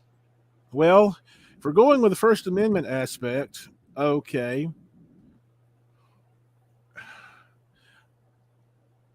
one of the interesting things about digital media is that it's not like a newspaper. It's almost unlimited, almost, because of the not so finite nature of digital information. You can remove information if it's spam, or Right. if it's just, I mean, yeah, if it, let's say there's, well, rather than spam, if it's copied content, not so much spam, because spam's kind of, what? Let the courts define spam. Sure. At least you have some sort of basic standard that everybody can go to and are forced to agree on. You Gotcha. know, Copyright is a pain in the butt. The courts, flip flop on that, It but is. it's at least something. There should be a buffer between the user and the site, so the user's content or the user's posts can be protected from either a Right. site not following its own rules, which they all do. They all don't follow the rules they set, because it's almost some sites, well, YouTube's, it's either the automation or they have malicious moderators, but They do. it's the Wild West. So, so Lee, what do you think about this? So, with the donations made to support the Canada Trucker Convoy through, I believe it wasn't Give Send Go. What was it? GoFundMe. Yes, GoFundMe. Somebody hacked That into was it. that and then released everybody's name and how much they contributed, plus their identifying information. And suddenly people were being harassed, for better words. If you had, they had submitted $30, to this campaign to fund the truckers, and which was impacting them as in their Which is, professional career and their personal, Yeah. being doxxed at their house. And there really were no consequences for that, right? Like the government kind of aided that. They kind of let that go in Canada. Yeah. Well, I mean, look at the site and bank leaks in the U.S. The government doesn't always intervene when a site loses a bunch of data. The government almost seems to ignore a lot of the credit card theft and whatnot. I mean, it's just part of doing business. It is. It completely is. And it's like, is it a crime or is it not? Is it truly, a business problem that the business needs to, some sort of, basic contract law where the business and the people have to, deal with it in the courts? Or is it something that law should, directly get involved in? And it's just, what's worse is that they've shut the whole thing down, and I can halfway understand that because it got hacked. So the whole GoFundMe thing. Okay, we need to, how about we just close down the account, refund the money, and let them start up a new account? Well, of course they didn't let them start up a new account, but they did not. But I can see some of it. The problem is that they go the extra step and just, it's like you're just making it worse for everybody else, because the next time something happens, I mean, it's going. I mean, if they shut down a site that's taking donations for BML or things like that, that should be somewhat interesting. But then again, it's in the normal box. It's protected. It's revered. And it's like, oh, God, Lord Savior Trudeau is going to be so fun. This can't end well for Trudeau. It just can't. It just can't. And it'll probably take a couple decades for him to just be ground to dust, but in the media. But for now, people just seem to submit to the insanity of government. They do. Leads you right on with this. So, and kind of boiling down what we've talked about. So this normal box theory is we have this cardboard box. There are certain things that at any one time will be in this box, which most people will deem as acceptable. They should be in the box. And that seems to be rapidly changing. Like right now, if you're in Canada or, like should the, in the box, should the ability for government to have emergency powers be in the box, right? Should, if you're in the US, the wearing mask, is that in the box? Is that normalcy in the box or not? So this whole normal box theory, and as you've said, like I not only, I see Trudeau gave up his powers, but or suspended them temporarily, but like Governor Inslee in Washington has not. I see people grasping onto power and maintaining this power grab. I also see a real threat, and let me know your thoughts on this right now with the Ukraine and Russia. For example, there could be an argument made. A press secretary, Psaki, has said the U.S. will not increase its production of fossil fuels or harvesting fossil fuels, right? So, if Russia does cut off the pipelines and things like that, basically kind of saying, hey, we're going to have to make a faster pivot to non-fossil fuel energy than we thought. So I'm looking at this and saying, wow, like this whole box theory is changing really fast. And, it's very much controlled politically. And again, and I think, maybe we both said this, but if if 50% of the people agree to it, just easily, like they just go along with it. And I think more than 50% of the people do. I think 70% of people, it's kind of as was shared in our chat here, Milgram's experiment. As long as you present with some authority, and you're like, hey, you have to wear a mask, or you have to wash your phone with a bleach wipe once a day or something like that to stay safe. People will be like, okay, I'll do it. Like 70% of people usually will just go along with it. And then, like it just continues to erode things, right? We just have more things that are gone. People in neighborhoods, Lee, that the police come by and say, hey, do you mind if we log into your camera for your front door, like your webcam or whatever it is called, the Ring thing. And we're going to use it as part of a mosaic for your neighborhood, so that if there's theft or anything like that, we can, enforce, I guess, justice. And people are like, sure, like you can do that. And I'm like, whoa, like, is that really a good thing? Like the police have 24-hour access There to have been instances of them doing all sorts webcam. of things without a court order or anything. It's somewhat interesting. Okay, it's a mess. So normal box, Lee. So this whole thing again of thinking in averages. How do we keep the normal box so it doesn't become just the normal box for politicians or the government? Like, how is it the normal box for the people? Well, the normal box is whatever the majority can get away with.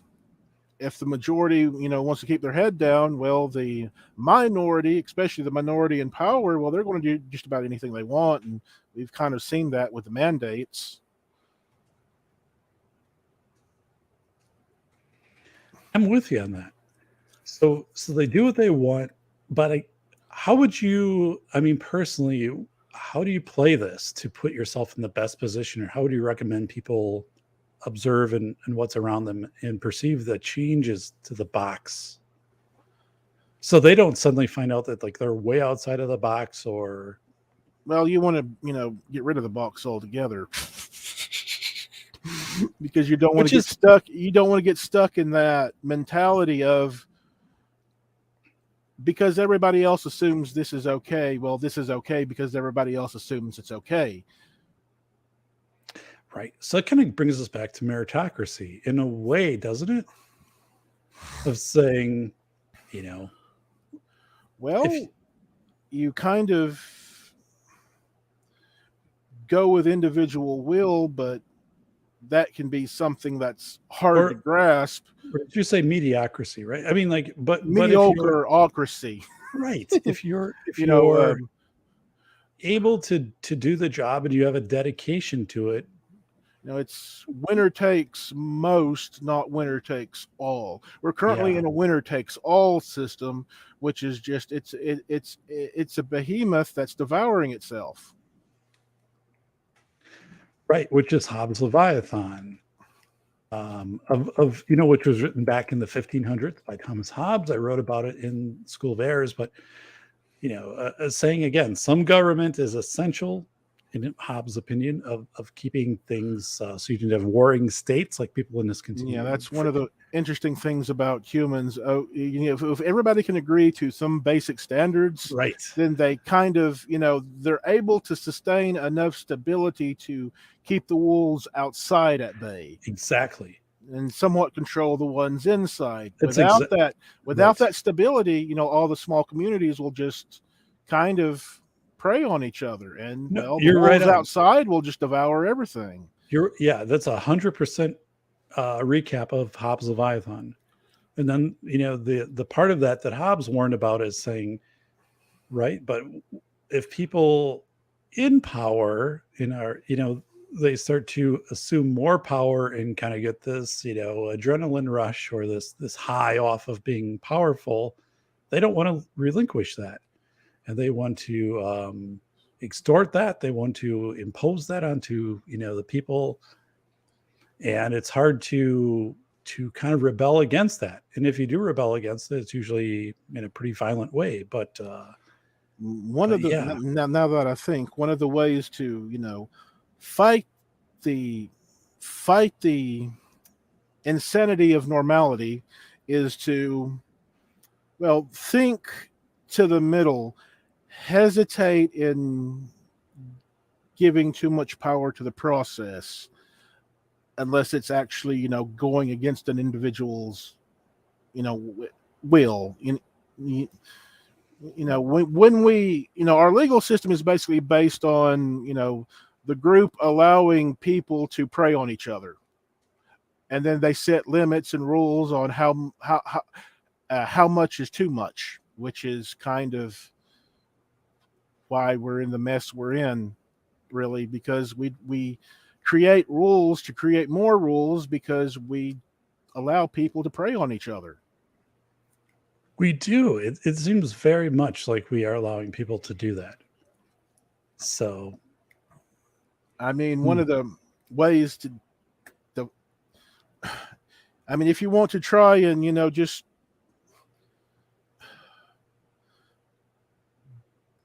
deal with things realistically, think towards the middle, be fair to the individual.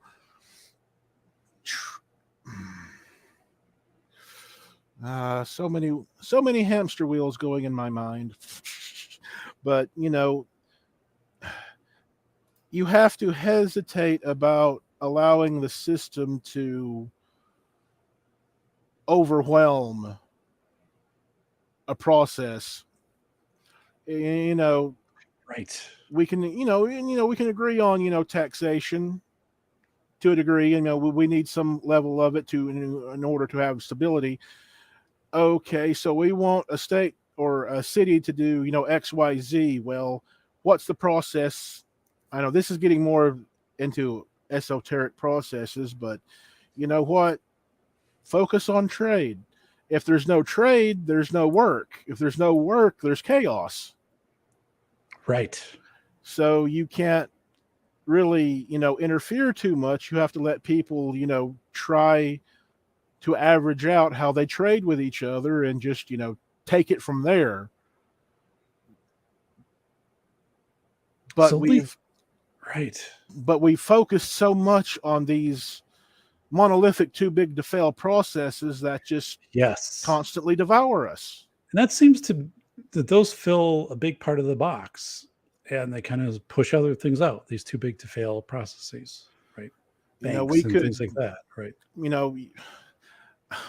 I almost hate to say it, but state and Fed can tax and spend, but not really make any law unless locality right. Constantly screws up their market to the point there's chaos and lawlessness. That's when the higher end governments can just completely replace the lower end governments. True. and then the people can eventually replace that. We have to keep things flowing and cycling in our markets and local markets, but we keep pushing things to be bigger, and bigger, and all of a sudden, all of our manufacturing jobs are across the world, in China and India. It's like, No,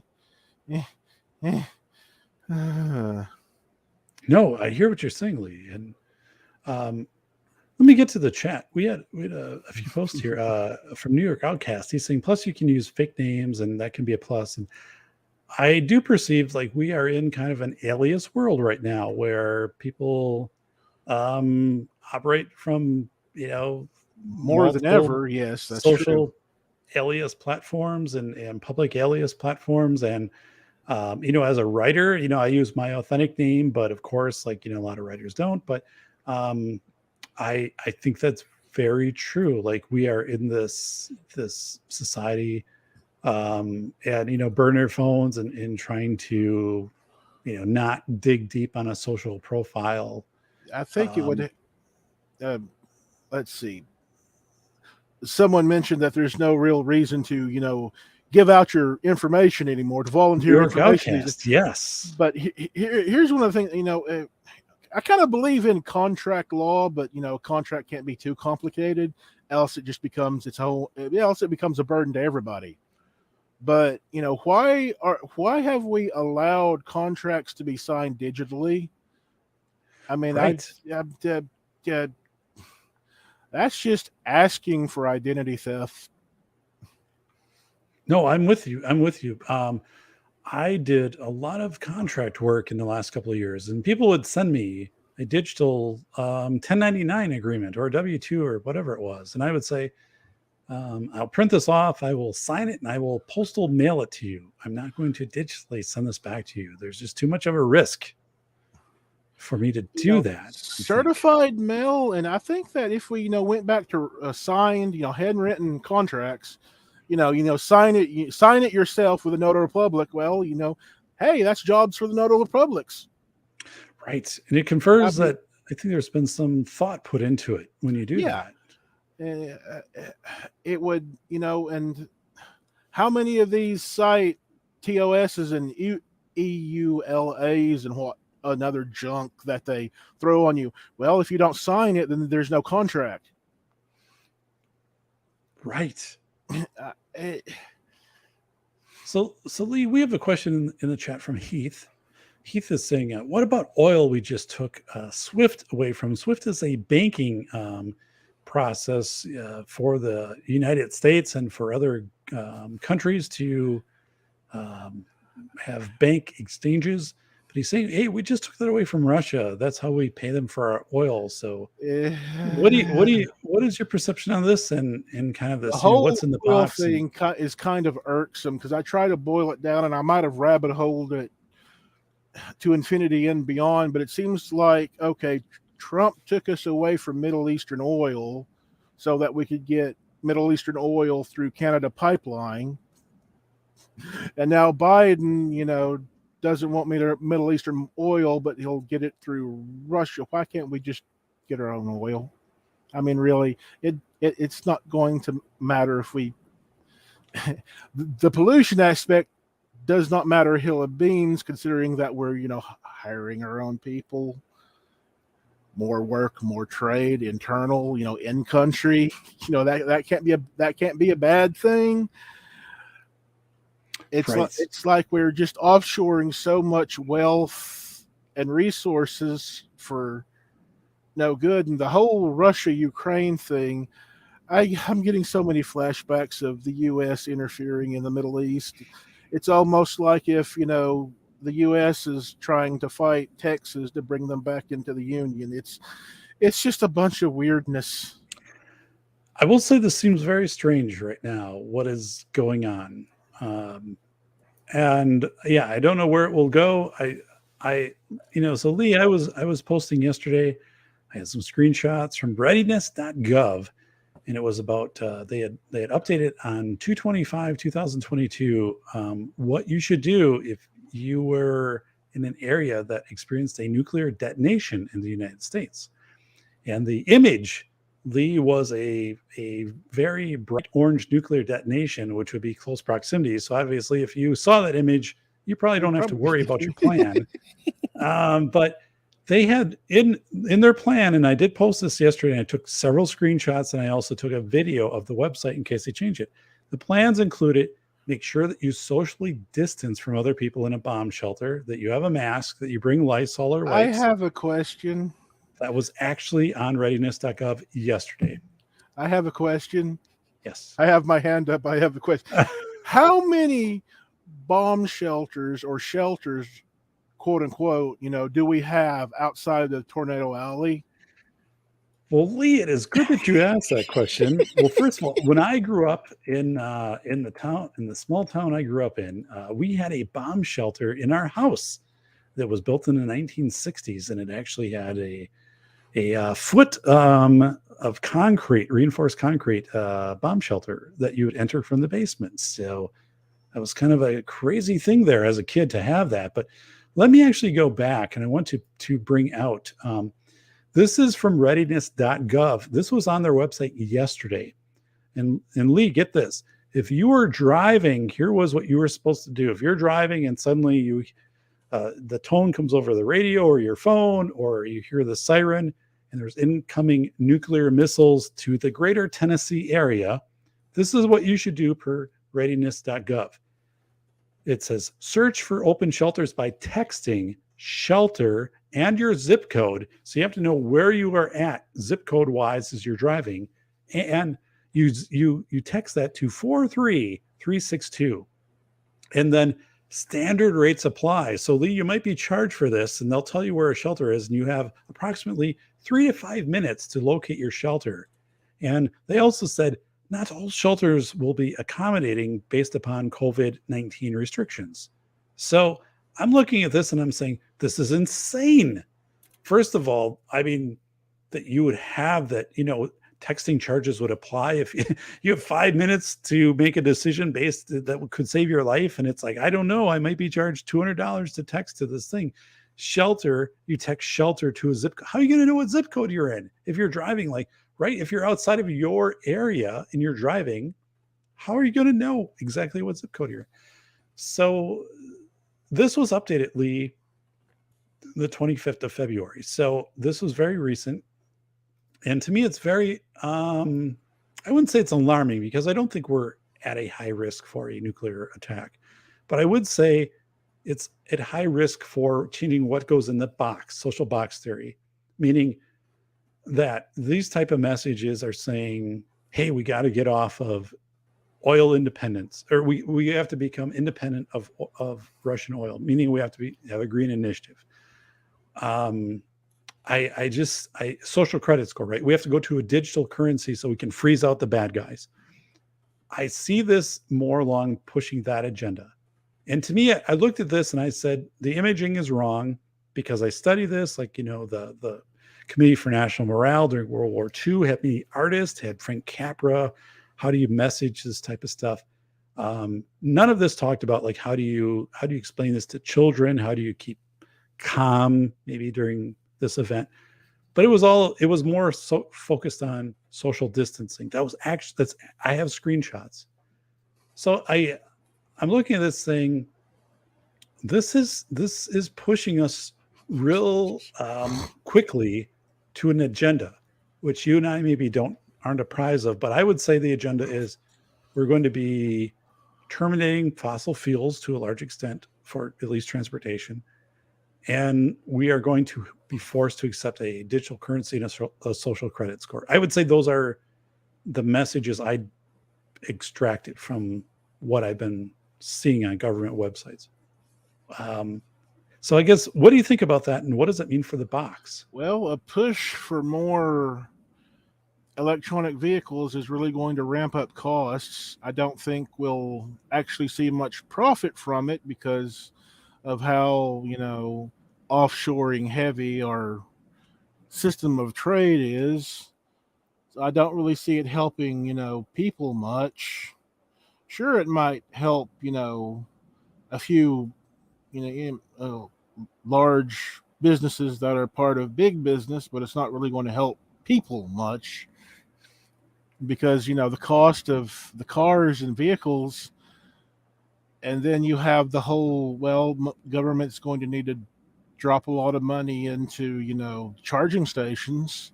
It's just one problem after another when, most of that could be fixed by just, incentivizing people to make, 50 to 150 mile per gallon, vehicle, engines. Exactly. Right. And this whole thing with charging stations, I also read now that the charging stations are being vandalized or confiscated, and they're using the copper and the metals Yep, and these charging devices, and it's kind of like catalytic converters. So as you said, I don't believe, again, as a person who's been on this earth for 50 years, I don't believe we are outside of the bounds of the technology that has maximized the internal combustion engine, right? Some hybrid. Most of our goods are made from oil, so right. So we look at these things, but I don't. It's like with corn ethanol. Everything, you're raising the price of corn, you're raising the price of food for what? You're right on. I remember back in, I would say it was, let me put a year on this. I'd say it was about 2012. Around the area that I live in, corn ethanol was huge. Like, they were building plants to refine corn ethanol for fuel. This was going to be the wave of the future. And then, it kind of went away. But it was huge here in 2012. It peaked maybe what, 5-8 years after, and then a couple years after that, wonk. I mean, the whole process seemed to last about a decade before people and business moved on. I think Right. But if you were in that time the frame, green initiatives, you'd say maybe 5, 6, 7 years at best, maybe 5-ish years so far we're actually into it, or well, that is Obama's too, so maybe 5 or 8 years into it. We've already hit the peak on that because a lot of businesses are saying, okay, we're not really making any money with this, so we're moving on. I think we will get there, Lee. And when do Well, you if think we'll get government there with starts, solar opening up panels? the And checkbooks again for it, they'll start they'll start ramping up, green energy production stuff, but it does not perform, so we're just I live in pissing money Wisconsin, away. Lee. It was, most of the winter is 0 degrees here, if not below zero, and I'm very concerned because, right, if I have to rely on an electric vehicle, I don't know if that's going to be reliable for me here in Wisconsin. Oh, Canada, how is your electronic vehicles working out I for do you? have a friend, Lee, who built a new house in Canada, and as part of that new house build in Alberta, he was required to put charging stations in his garage. Well, So they're that's going all that way, well and right? fine, but well, if it's in a S- garage, then the garage may be heated. That might help. If it's not heated, well, It is a heated that's garage, actually. He does have it's a natural gas heated garage. So he's kind of working against the tide there, Lee. Like it's not solar heated or it's not from the ground. It's not like heated from a volcano 400 feet underground. But hey, we there do are have a, some. yes, Now there are some interesting electric-based or even gas-based heating and cooling systems that bury a pipe. I want to correct. say 50, 100 feet in the ground, and it uses Correct. natural ground to do Yes. most of the heating and cooling because the Yes. ground stays around 60 or so degrees. There And are I do, ways to game yes. it, but even then, the whole efficiency of the whole thing is, well, it's electricity, and where is the electricity coming from? That's From right. diesel, from That's right. It's coal, diesel, it's from coal. nuclear. There's been a resurgence of nuclear plant talk, even in Europe. There has been, but you know what, Lee? I'll tell you, in the United States, for example, Southern Company, which is one of the largest the utilities providers for electricity, said they've run into numerous restrictions on the ability to produce nuclear power because of new restrictions on plants, nuclear power plants, for example. And Miami and Florida Well, recently then had some of their plants denied. another state can open it, deregulate a little bit. Say, come to us, come to Right. us. We'll be happy to take you on. So we think about this box, right? I look at this and I'm thinking nuclear energy should be in the box. Nuclear energy should be what we have. I mean, but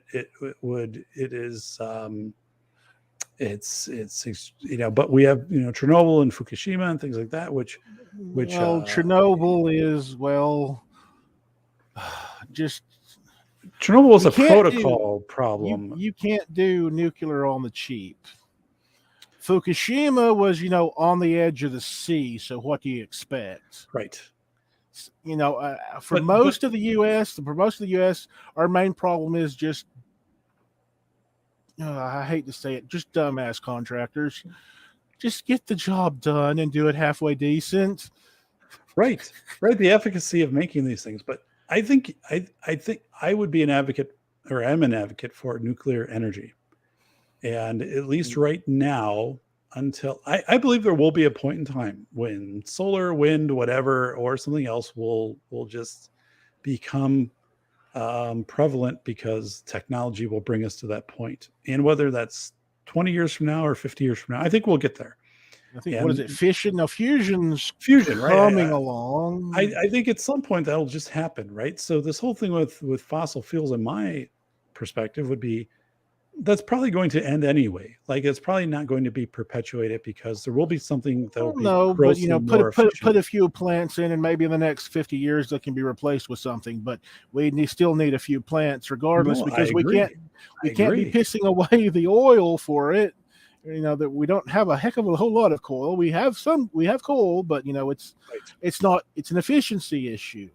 We're not Right. So it putting seems out like, enough to make it worthwhile. And by worthwhile, I mean, actually helping people. no, I agree. It seems like we're in this very forced short timeline transition.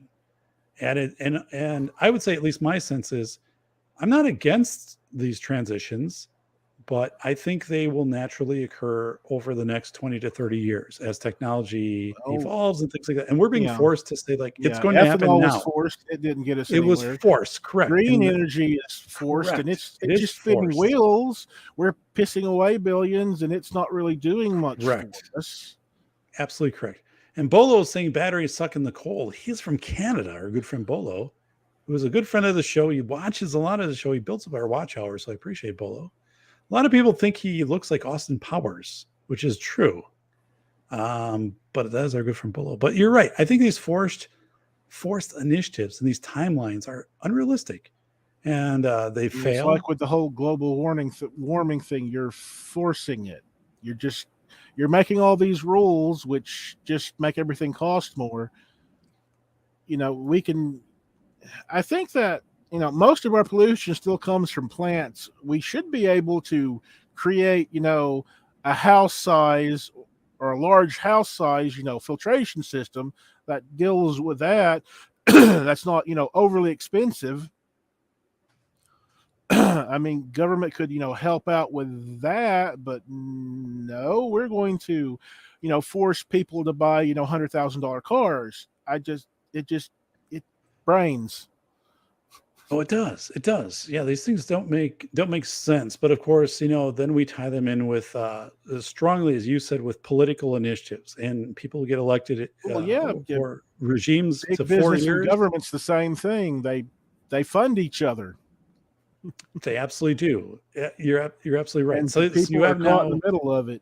These 4-year windows, basically, of these massive pushes in policy. And Lee, outside of where I live, we have a coal-fired power plant which was built in the 70s. It was modernized about 10 years ago, and it is being decommissioned.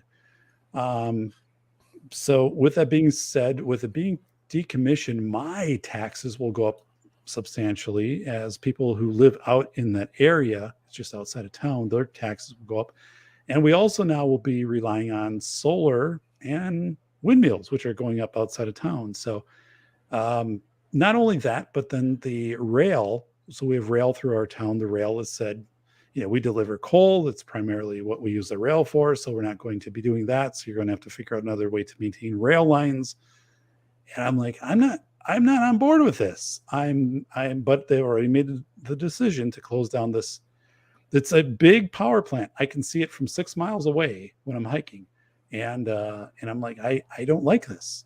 I said, I think at some point this will just naturally happen. Technology will evolve. The stuff will be phased out, but it's being force phased out now. And again, I live in a cold weather climate. There's only so much sun this time of year. So we could be screwed. It could be really bad here.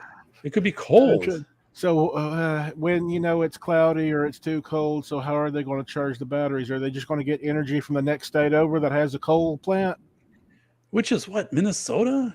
I don't trust them. I mean, it's insanity. It is. It's robbing Peter to pay Paul, so Joseph can, get a little on the side. It's insanity. It is. So let's bring that back to box theory. So how does this insanity fit with box theory? Is government forcing things in the box? We've normalized the insanity. It's the normal box. It's in the normal box. We can't question it because it's in the normal box. So the normal box would be green energy, solar, right? And really, what is it? I mean, it's solar plants and windmills, kind of, at least in my area. Solar, wind, battery. I don't think they can make the steam-powered tower thing. That only works in a few locations. Right. But really, nuclear is the best there is. That will last until an actual technology comes along to replace it. And on the flip side, those who want to spend 100,000 for a car, but you know, oh, nuclear power is definitely probably the best we can do. And we could create an initiative to fund, or if you can make a vehicle that can do like more than 60 gallons of 60 mpg. All right, well, government will take 30% off the top. Whoever buys it, we'll take 30% off the top. There are things that we can do to alleviate the problem we have now, but we want Right. to focus on the shiny new thing that doesn't really help us. Yeah. And things like Because this, Lee, like, it was only a year ago where the government was talking about possibly putting reflective particles into the atmosphere to reflect the sun's rays back to the sun and isn't not to that what Earth, to cool greenhouse the Earth, gas right? is? So, And so so they're creating greenhouse gas effects to. Oh, this is hurting my brain. to cool the Earth, right, Lee? And things like we know that we've had ice ages. Like I live in Wisconsin, so there are the Oh, driftless regions. Like we know they're this, but trying to make it cooler. Well, they're trying to make it cooler. Well, oh, that work. I don't see how that's working for the ice age. Because I don't. you can only Right. do so much with Mother Nature. Yes, we have an effect on it, but there's only so much we can do in order to have any type of quality of life. If we Correct. choose to live in the trees, that's one thing. Great. But how many people can actually do that? That's kind of the problem we have with green energy, is that we're raising costs so much that who are we helping? Because we sure as heck don't seem to be helping the average person. We seem to be helping China a lot, and I thought we didn't like China. No, Lee, I'm with you. And let me get to the chat. Heath wrote, right now is a transition from COVID to Russia as far as keeping the duress on the population. And I think what Heath is talking about here is something called the Loki, Loki. I wrote about this extensively, and I also Uh, did a show on it. yeah. But so, Lee, are you familiar? The Loki in Yes. Norse god is like you blame the Loki. Oh, your crops didn't come up this year. Oh, it's the Norse god Loki screwed you over, right? And if you say COVID is if you say you're California, like smash and grab theft, that's because of the pandemic, right? People speeding on the highway, that's the pandemic. It's The age whatever. old distraction. Right. Pollution or more homelessness, that's the pandemic. So you blame it on something which is a straw man, which can't defend itself. But now you've gone from pandemic to Russia. You can say, oh, inflation, the price of gas is due to Russia. Is No, it's probably due to COVID. right. People want to complain a lot about, Trump or Biden, but a lot of effects, the check has just come in from COVID. So a lot of our problems are stemming from, dealing with COVID. I tend to have this, it takes 3 or 4 years for an administration to have an effect on the economy, if they have an effect at all. So you Correct. can't really blame much on Trump because he wasn't in there that long. But then we have Biden, who doesn't seem to be paying any attention to, business at all. It's just, at least Trump kind of paid attention to business because that was his thing. Lee, isn't it weird though? Like that right now, people are still, at least politicians are still blaming the Trump administration. And I'm kind of like, that was over a year ago. You have to take ownership for the hand you're dealt right now. I mean, imagine if this would have been FDR or Eisenhower or other presidencies. Like people tend to just look to the rearview mirror and try to blame back instead of saying, Yeah. okay, enough time has passed. Here's the hand we've been dealt and we're going to deal with it. And it's really weird for me to see, and how many years will this be going forward? Well, they'll be blaming Trump, 50 years from now. Well, it was, Trump. I mean, he's become a Loki. And I personally, I I don't adhere to that philosophy of this low key. I think of, maybe if in a short term or a month or two, but after that, you have ownership, right, Lee? Like you have to take ownership of things and say, here it is. And we don't have ownership right now. I mean, we had a president who, in the last 2 days, went to Delaware to his home, while the president Putin said he's putting his nuclear missiles on heightened alert. I don't understand this, Lee. So help me understand this. Well, it's age-old distraction. They're creating a boogeyman to get the people off their back. Yes. So how is this affecting you and the things that you do daily, your day-to-day activities? Thankfully, Or I what you live under consume a in media? rock, so I don't particularly. I get out maybe 2-3 times. I'm disabled, so I only get out 2-3 times a month. I can't drive, so the whole, owning, a money pit never did really. I don't get that much in disability to afford it, so. But COVID was interesting, but then again, I live under a rock, so it didn't affect me that much. I kind of like, having a phone session with a doctor, so I did like that. No, Total that was abhor- a good disruptive change, right? To be able to bring telemedicine, which increased tenfold during COVID.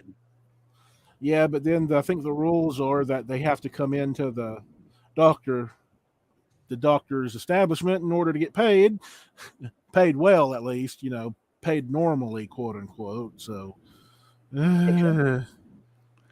I don't it's know. like I don't know all about that, but yeah. it's 10 care, whatever.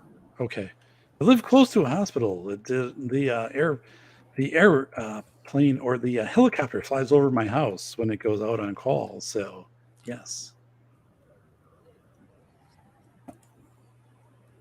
So But wow. we had a lot of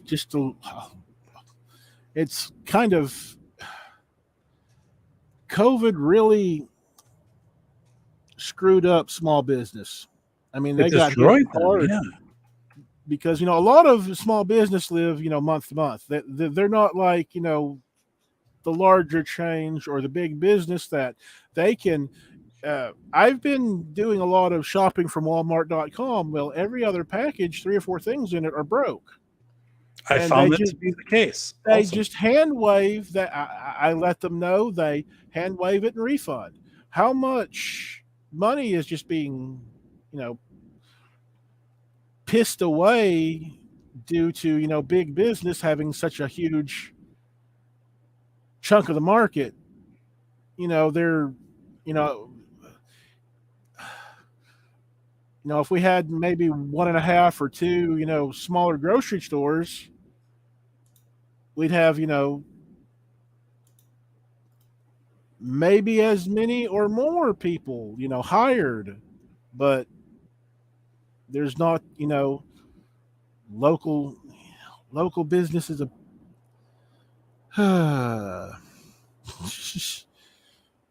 No, I know what you're saying. I know what you're saying. Just, I it's just completely that things are so centralized. They're shifting so much wealth away from where, where people actually live, that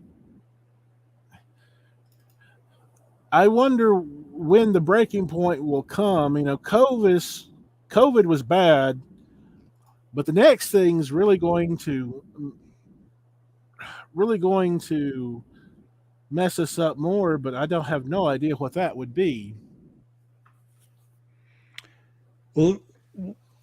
As I look at it, I think the two things right in front of us would be that we would be forced to transition from internal combustion engines, um, either through high gas prices or just a mandate, right? Of saying, hey, if you have this, you have X number. Be like kind of like a cash for clunkers thing in 2009, or Or just make it incredibly difficult to get a street legal plate for it. yeah, completely. That there would be this barrier to entry, and the other thing I think would be a digital currency, and the argument for that from a, let's say, Federal Reserve or a Digital defense. currency is such a boogeyman.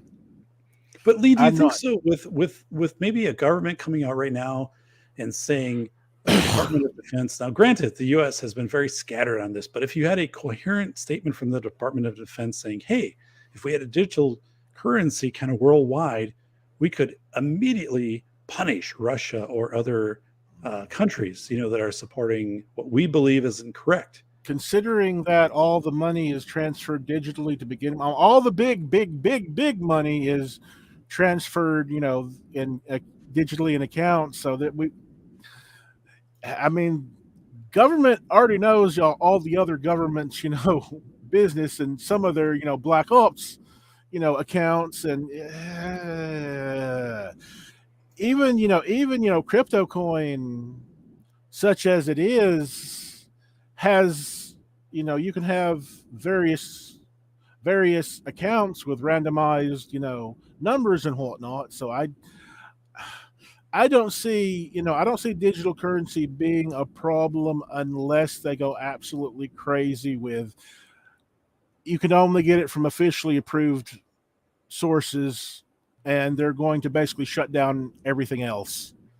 And I don't see that happening because Okay. the big business will not like that at all. Why Because wouldn't they like it though? well, the stock market and traders love all these little things they can stack fees on. So if you take that away Oh, from okay. them, they lose a ton of money. So I don't think they'll be messing with Wall Street all that much. Gotcha, Lee. So where does Bitcoin fit in this? I look right now, and Bitcoin is It's $43,256 gone and up a fifty couple cents, Lee. thousand. So it is up significantly in the last 2 days. I think it was like about 35,000 at Well, one point. Bitcoin, the crypto coins are nothing more than just another commodity stock. Okay. You go and buy in a little, and the market goes up, down. You sell, you buy, you trade. It's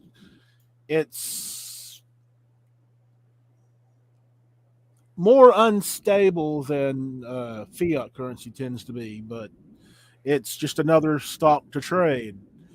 And I've tried to look at it, but really I'm surprised more companies are not selling, scripts and bots that automatically buy, sell, trade to get for you to scrape in, pennies and tenth of a penny.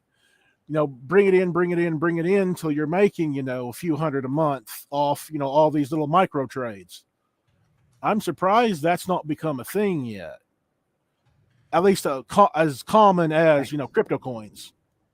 No, I'm with you on that. So it's really perplexing because who would have thought, we'd have these crypto coins and we don't see utility yet. Like I can't go to the grocery store and pay in crypto, and that would change by the moment also, which is really weird because by the time you got to the register, it could be up or down, 5%. But It's almost like that now. I've kind of noticed with Walmart the way they're adjusting prices on the fly to match their supply chain. They do that a lot with the Walmart.com stuff, which is somewhat interesting. We're almost getting to a point where they can to the minute or to the second, shave off or add pennies based on, how much supply is in the chain. Because yeah, it's crazy that I spent like 3 days waiting on them to get some Dr. Pepper, just some bottles of Dr. Pepper, in stock to ship to me. They didn't have that, but they had, Sam's Cola. They had the Mountain Lightning 24 packs on sale at the same price as they do in the store, and they would ship it here of all places. So I got four, and they shipped 4 24 packs for that's free, crazy. and that's Wow, like, for free. well, you buy over $30 worth of groceries or Gotcha. whatever from them, and it's free shipping. And I'm like, I'm not understanding how they do this unless they're actually, able to, pinpoint, supply chain. Of course, there's also the ability that they're making so much money that they can hand wave a lot of things. But I don't know. things So are interesting, to say right. the least. In another 10 years, prices might fluctuate, by the day because depending on, supply chain. kind of the Weimar Republic type thing. This is interestingly like But they're we think of the box as being kind of static, but this whole thing of what's inside the box and what is outside the box changes maybe on a daily basis. And the fact that you could go and purchase something, the price for that could change by the day. It could well, change. I mean, you could have to negotiate and lock in your price on a vehicle or a lawnmower or, the stuff in your grocery cart. And it would be like, we can lock this price in for 3 hours, right? If you're ordering online at Walmart, you've got 3 hours for this price to be locked in. I didn't think about it that way, but now that you mention it, with inflation, supply chain, and other things.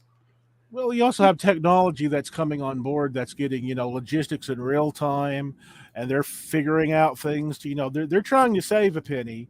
So they're getting to the point where they can almost save you a penny depending on the day. There's also something else interesting is that the prices of goods, you can go to the Walmart grocery app or whatever they have now, and this store, it's like a 2 liter of Coke is like $1.50. The next store over that's like 40 minutes away, it's like $2. Just to clarify, Leah, so you talk about Coke, you're not talking about cocaine, right? I get no thrill. No, bad. Good. Good. Good. I'm talking about Coca-Cola. Yes, soda. All right, good. Because I didn't want to take the show in a dark direction. But yes, keep going. Keep going. I don't have enough money for drugs. Keep going. Yes. Oh, but it's crazy that some things cost more out here. Well, because it's this is an odd location, but we're still trucks can cycle around and whatnot. But if you look at the logistics and how they price things, there's a lot of variation, more so than what you would think. Okay. Gotcha. Whoa. And I was kind of surprised that they would actually ship out the 24 packs because they've never had the Sam's for the 24 pack. They've had the Coke and the Pepsi, but the Coke and the Pepsi are like $8 or $9 a 24 pack, which is a couple bucks more than what they are in the store. Wow. So it's they've always had weird prices for shipping because sometimes you can get canned chili and whatnot for the same price in the store or a little bit cheaper, but then sometimes it's like twice as much.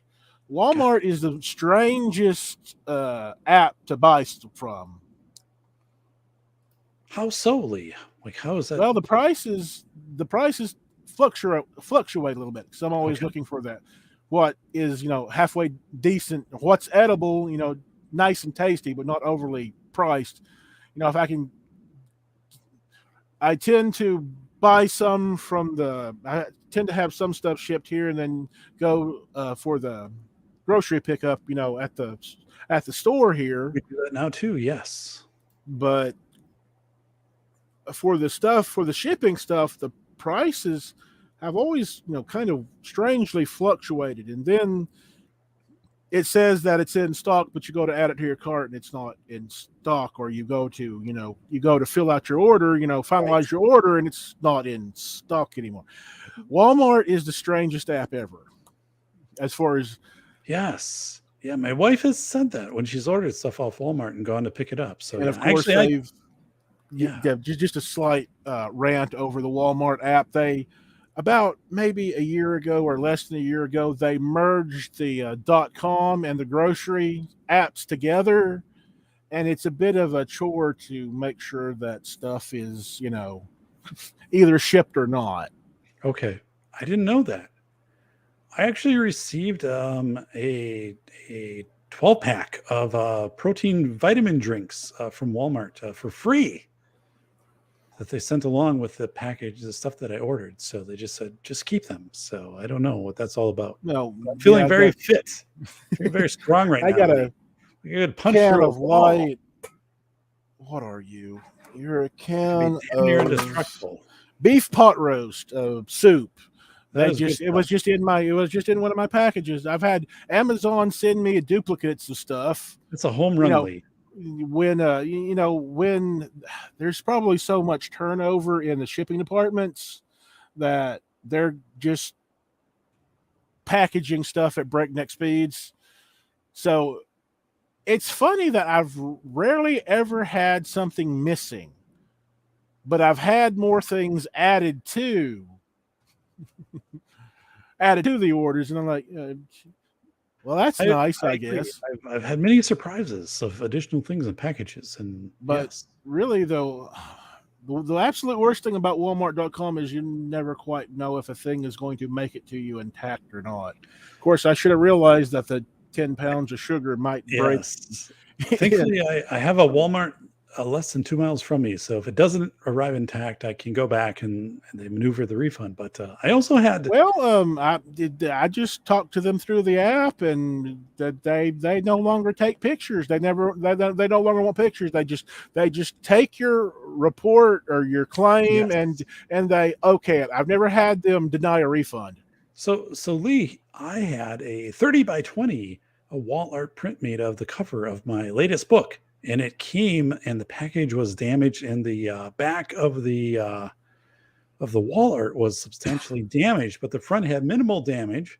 So I did call Walmart and I said, "Do you want me to send a picture to prove to you like this is authentic? I'm just trying to get this for free." And they said, "No, it's yours. Like we'll just refund it." So I kept it. I fixed it up. It looks pretty good, but it's really weird, right? That there's this whole movement toward They're probably dealing with so many customers that they just decided that. Right.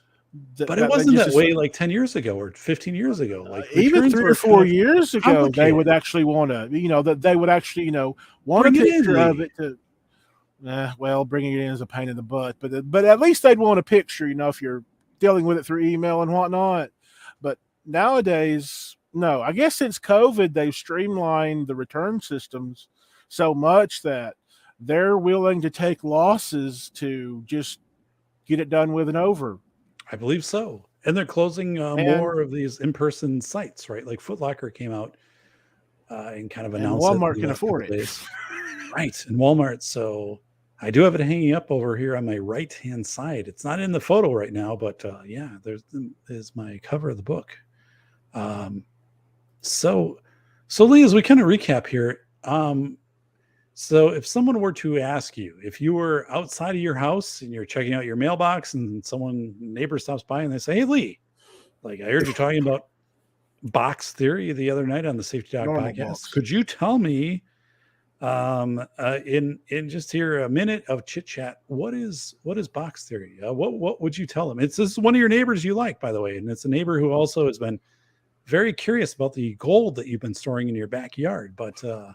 But yeah, what would you tell this neighbor of saying, "Hey Lee, I have a question here. What is box theory? I only watch MASH and sometimes I watch Castle and Saturday Night Live, but perceived normality. Perceived more. So it's a box. So you actually have a box in your hand, Lee, and you're showing them this box. How would you describe it to them? Well, everything in the box is normal. It's what everybody thinks is normal. It's what everybody, respects and understands as normal. So when you add more things to the box, well, you have to remove something. After a certain point, you have to start removing stuff in order to put more stuff in the box. So you wind up with this shifting of what is considered normality.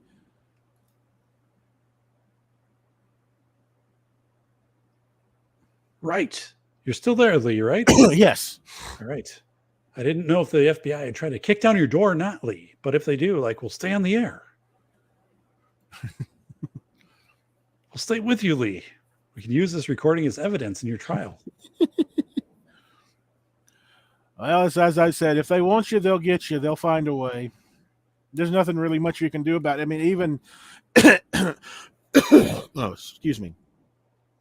Even the whole, getting outcasted, from social media posts and other crap like that. If they want you, they will find you. And there's really not much you can do except, it's just one of the normal things of life. Just deal with it and move on. or be like me and obsess under a rock. So yeah, so the whole thing is like, what is in the box, what is considered to be acceptable in the box, and I think I think a point to make here is acceptable by most people, right? Because again, to me, it seems most people will go along with whatever they're told. And I know from research that 30% of people, if you show them any headline from a news article, right, they will just accept it, right? Aliens land on Earth. Okay, got it.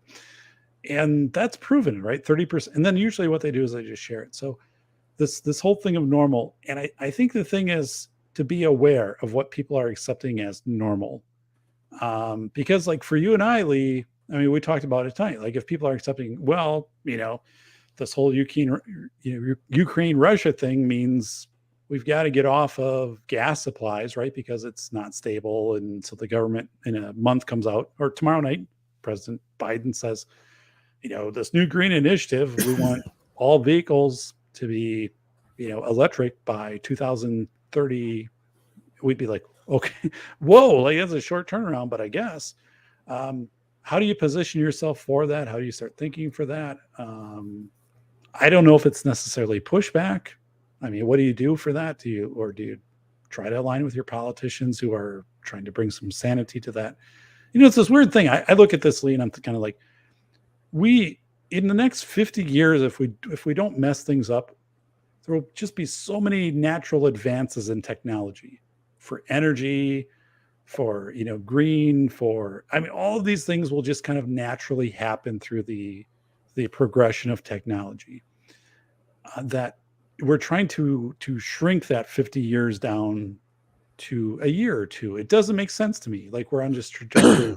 These things will naturally happen. Politicians are quite interesting because, they have to show they're doing something. Right. You can't say as a politician, it pays you no reward to say investing now in whatever will benefit us 20 years from now, because they'll be like, well, you're not going to be in office and I don't care. Like I want to know right now. So I'm actually running for political office, Lee. I don't know if you know this or not, but I am running on April 5th. I will be voted on whether to obtain a political office or not. So I can't, I guess I can, but I'm not going to reveal what that position is, but I had to go out and obtain the signatures and fill out all the paperwork. And I am running for political office. So on April 5th, I might be a politician officially and being on the payroll here of the U.S. government as a politician. But yeah, it is really weird because I want to come back to something Bolo wrote in the chat. He said, write-offs are cheaper than customer service. I think that's true today. I think customer service is largely gone in the write-off of saying, oh, this thing arrived and it's damaged. Don't worry about it. You just keep it. My wife had that happen too. Something arrived and it was damaged. I think there's some states have laws about if you receive something, you do not have to return it. You can go out of your way to return it, right, but you don't have to. So as for crazy. Customer service, there's just so much time, money, and effort you can spend on trying to replace the package when it's easier just to refund it. And if the consumer wants to buy another, buy it again, and then that's fine. It's weird because you can buy 3 things in 3 different months, and one may have something broken in it, and the next 2 are fine. It's just there's only so much you can do with shipped goods. That I think that it's just more efficient and cost effective just to say, okay, it's a couple items of this, $50-$60 order. It's like $10, so we'll just refund it and be done with it. No, I completely get it. Now, when it comes to Amazon, actually does try. I've had to return things and replace things, and they do a decent job of working with you. They do. Yeah, I found the same thing with Amazon. So Lee, I'm going back here to our notes to make sure we've kind of covered everything, and let me go over here to the chat first. Media Hits Media Hit saying the only thing I can remember spoken of him during Obama's both terms. I'm sorry I didn't follow the rest of that. Media Hits. It's probably bad of me to interject at the middle of one of your posts here. So it's a big fault here on the Safety Doc on a Monday night. Big strike one here for the Safety Doc. Maybe strike one. We'll see. But New York Outcast. When I talk like him, they call me crazy. But I'm not a doctor. Again, I don't have a reference point for that. Oh, let me go back here. New York Outcast saying, I really like Doc's topics. Thank you, New York Outcast. Seems a lot of people have a general idea of some of it, but gotta wonder if people actually comprehend and apply it. So yeah, I would love to hold up my book, The Velocity of Information, which has been inducted, by the way, into the Library of Congress as of yesterday, which might sound, I don't know how that sounds, but let me just say, to have a books actually get put into the Library of Congress. Correct. So Lee's got it. I tend to ask weird statistical. Not a hell of a lot.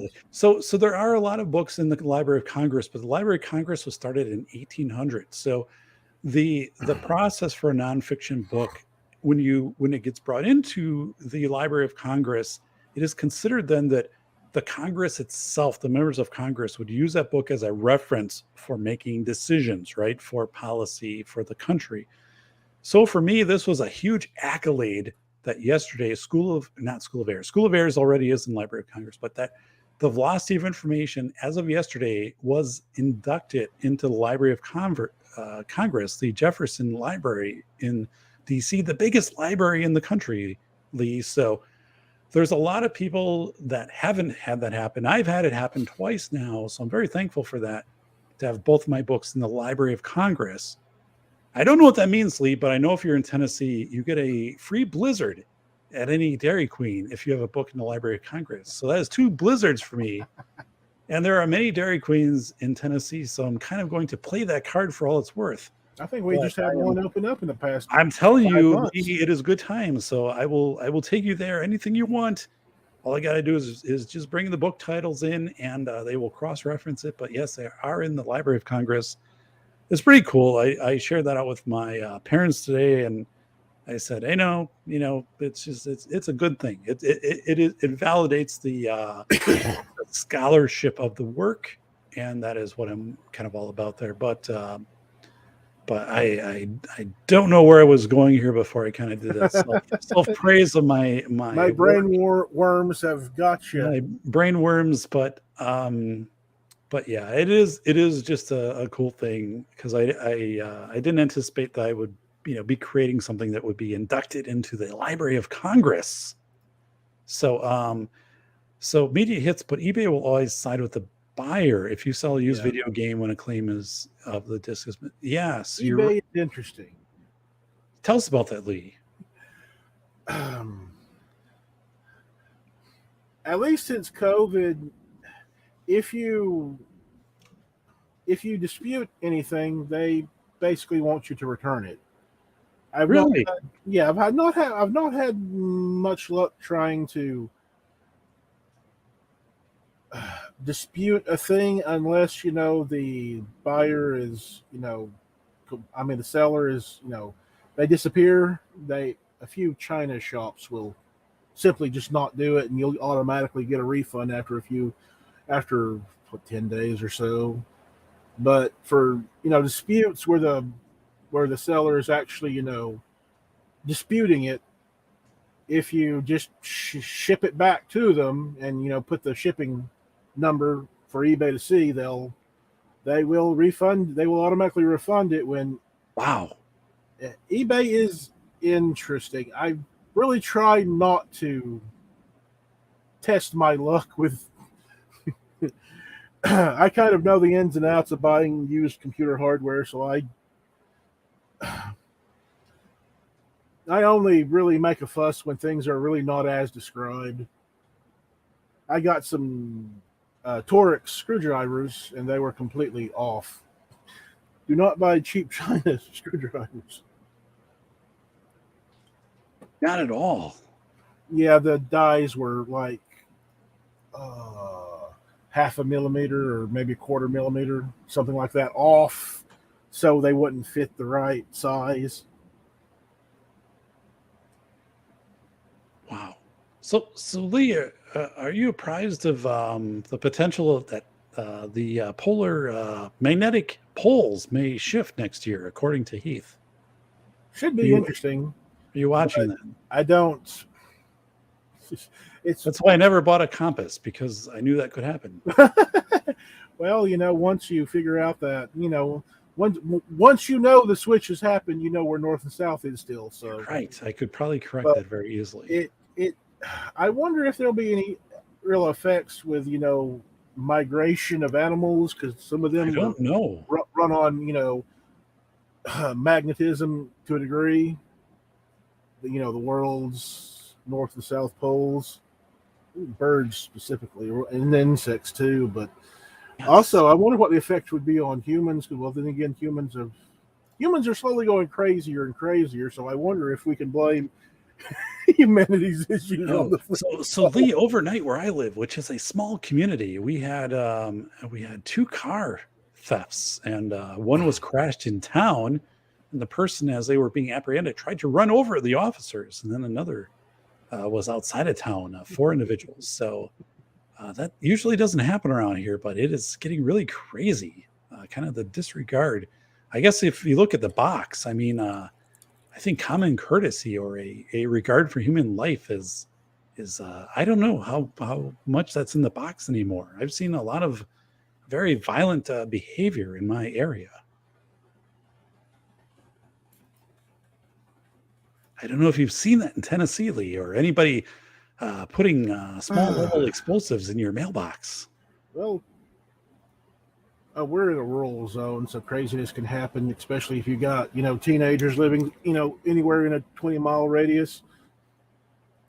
But no, we don't have anything too crazy happen. Um, COVID has made things strange, but well, it's already kind of strange out here to begin with. Wow. All right. So Lee, okay. So I'm going to let me know if I'm accurate in this in box theory. So box theory is, imagine you had a cardboard box. There's only so much that can fit in the box that has finite capacity.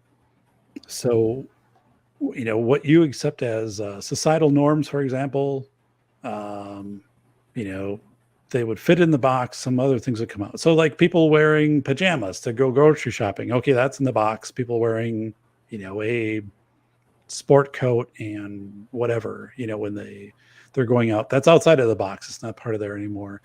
Um, uh, e-vehicles, electronic energy or electric vehicles are in the box. Ice is kind of being pushed out of the box. These type of things. Um, so we know that this box exists. It's kind of what I would call an Overton window, right, where certain things are acceptable at certain times. And it seems like those type of things. So what's in the box? So I think knowing what's in the box is important to where you position yourself. As I guess I'll draw this back to my friend Clay Martin, who is the author of Concrete Jungle, Prairie Fire, was a guest on my show. He said, you don't want to announce your affiliations too strong, right? You don't want to put bumper stickers on your vehicles saying like, I'm for this or whatever, because you don't know how people will react to that, right? So I think like you need to know what the box is, but also kind of being a little bit guarded on what your associations are. Like Lee, if you're a big Dr. Pepper fan, and a lot of people are like, I don't like Dr. Pepper because like I just don't, or it's like there are more kids with allergies because of Dr. Pepper, whatever, these things coming out. I'm not saying that's true, but so you have to know where the box is at any moment, and then how does the box influence you? I guess. Well, I would say that rather than too much worrying about the box, you just have to be minded on the middle ground, or kind of not being in the middle ground. You can have some perspective on how things kind of. I think you have a better perspective on fairness as it revolves around the individual. If you do that, then you don't really have to too much fret over what I almost hate to say it, but what society considers normal tends to be a three-ring circus. Right. So if there's not much you can, well, it's like with anything else. You can't really change. You can't change politics. You can't change government. There's not much you can do except try and be as fair as you can be. Of course, you can work with other like-minded people, but that only goes so far.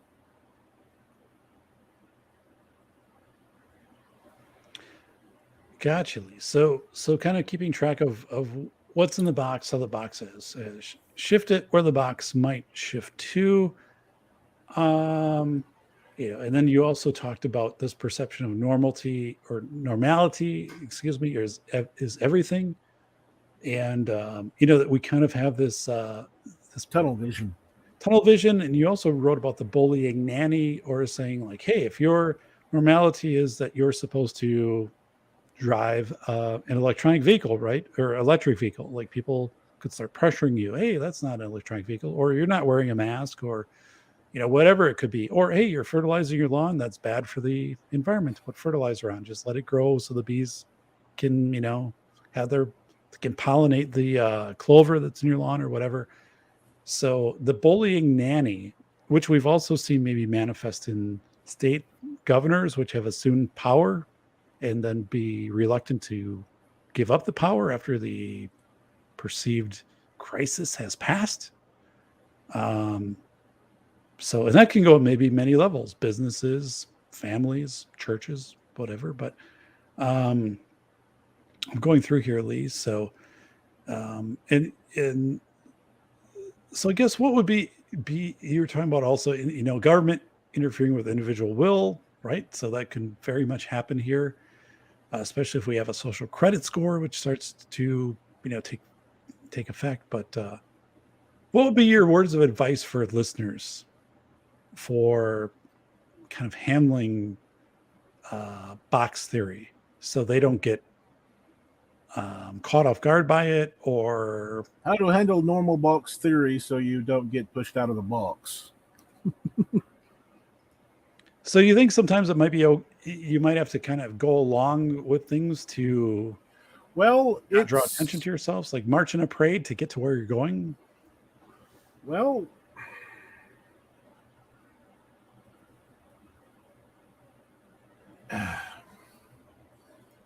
you can't really change the micro. I mean the macro. The large scale, there's not much you can do. It is what it is. Society is kind of like a blob that changes its mind now and then, and there's not much you can do with it. But on the micro, I did a bit. That's all, folks. Let's see. On the small scale, how you deal with things, try and comprehend things from the middle ground.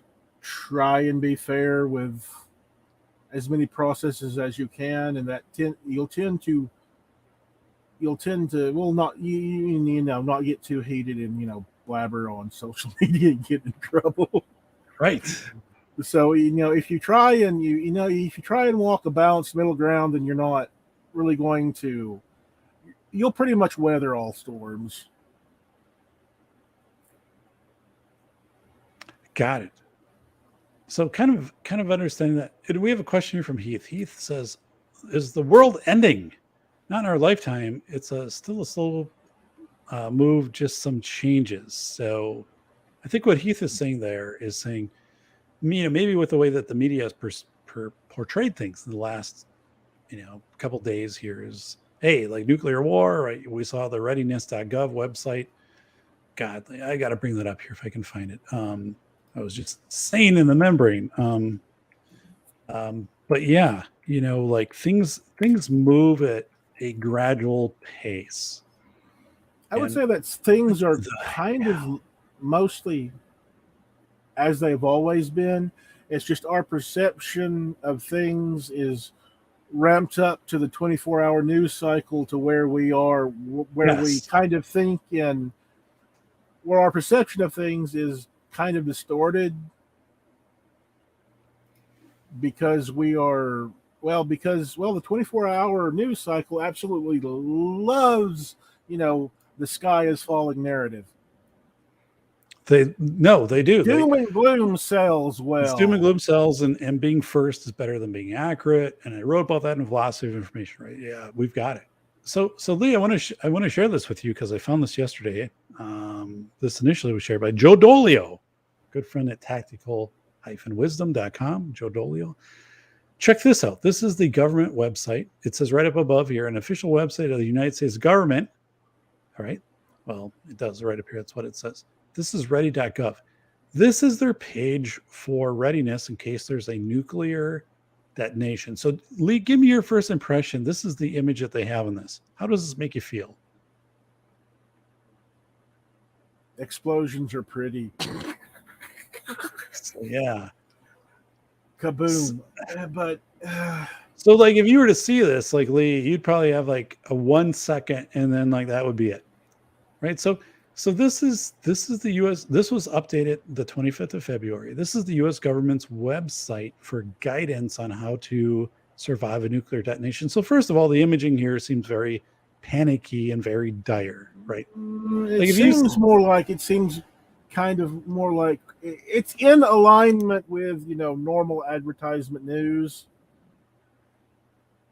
But would you agree that there should be a different image here than would not. It would help some, but at the same time, how many people are really going to pay attention to it? Yeah, I don't know. So Lee, it struck me as a little awkward to have this type of image on this page, but let me go down. I guess I see it from a perspective of how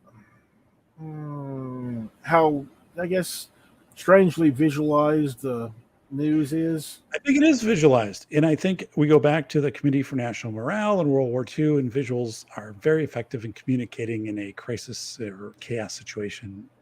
I don't know if I would go with this. It seemes a little bit like if this is the vision you have, especially with someone, especially since I consume media. I watch some film, but I play more video games. But it's just okay. It's just to me, it is just there. Okay. So I would look at this and I would say this is over the top. Like this is. I think for someone who isn't on the internet a lot, that might be over the top. So yeah, especially if this was Tennessee, for God's sakes. But I'm going to go down here, Lee. I want to bring in something else here for you. I want to say, here it is, surviving during a nuclear detonation. I'm going to make this a little bit bigger for all of us here. And here's what they had in here, okay? When you have reached a safe distance, try to maintain a distance of at least 6 feet between yourself and people who are not part of your household. So the whole thing here is, hey, like you have to find a shelter and you have to get in a shelter, but socially distance, right? You have to keep your COVID protection, even though we've just detonated a nuclear bomb above your city. This is from February 25th, Lee. Mm-hmm. We all know that readiness.gov is based out of Tennessee. That's probably part of just standard government guidelines. It's the same due to COVID. Yes, I understand that, but you have to understand that the guidelines and processes don't generally match reality. They're they're rules that are the rules. They don't it doesn't matter if they match reality or not. They are the rules. Gotcha. It's I think the radiation, or fall, or just debris and other COVID ain't gonna kill you that quick. So it's saying here, try to maintain a distance of 6 feet and wear your mask when you're in your bomb shelter. And I'm going to come down here, Lee, and bring up something else, which I thought was pretty disturbing. If I can find it, and I don't know if I can, Lee. That's the problem right here. So I probably can't. Damn it. I don't know. Let me look here. I'll see if I can find it. So if you're sick, if you need medical attention, going to. So much on here. So cleaning supplies, hand sanitizer, Lee, does not affect radioactive particles, just so you're aware of that. Well, identify shelters. Here it is, Lee. So let's go to this page. Okay. This lady is smiling, Lee.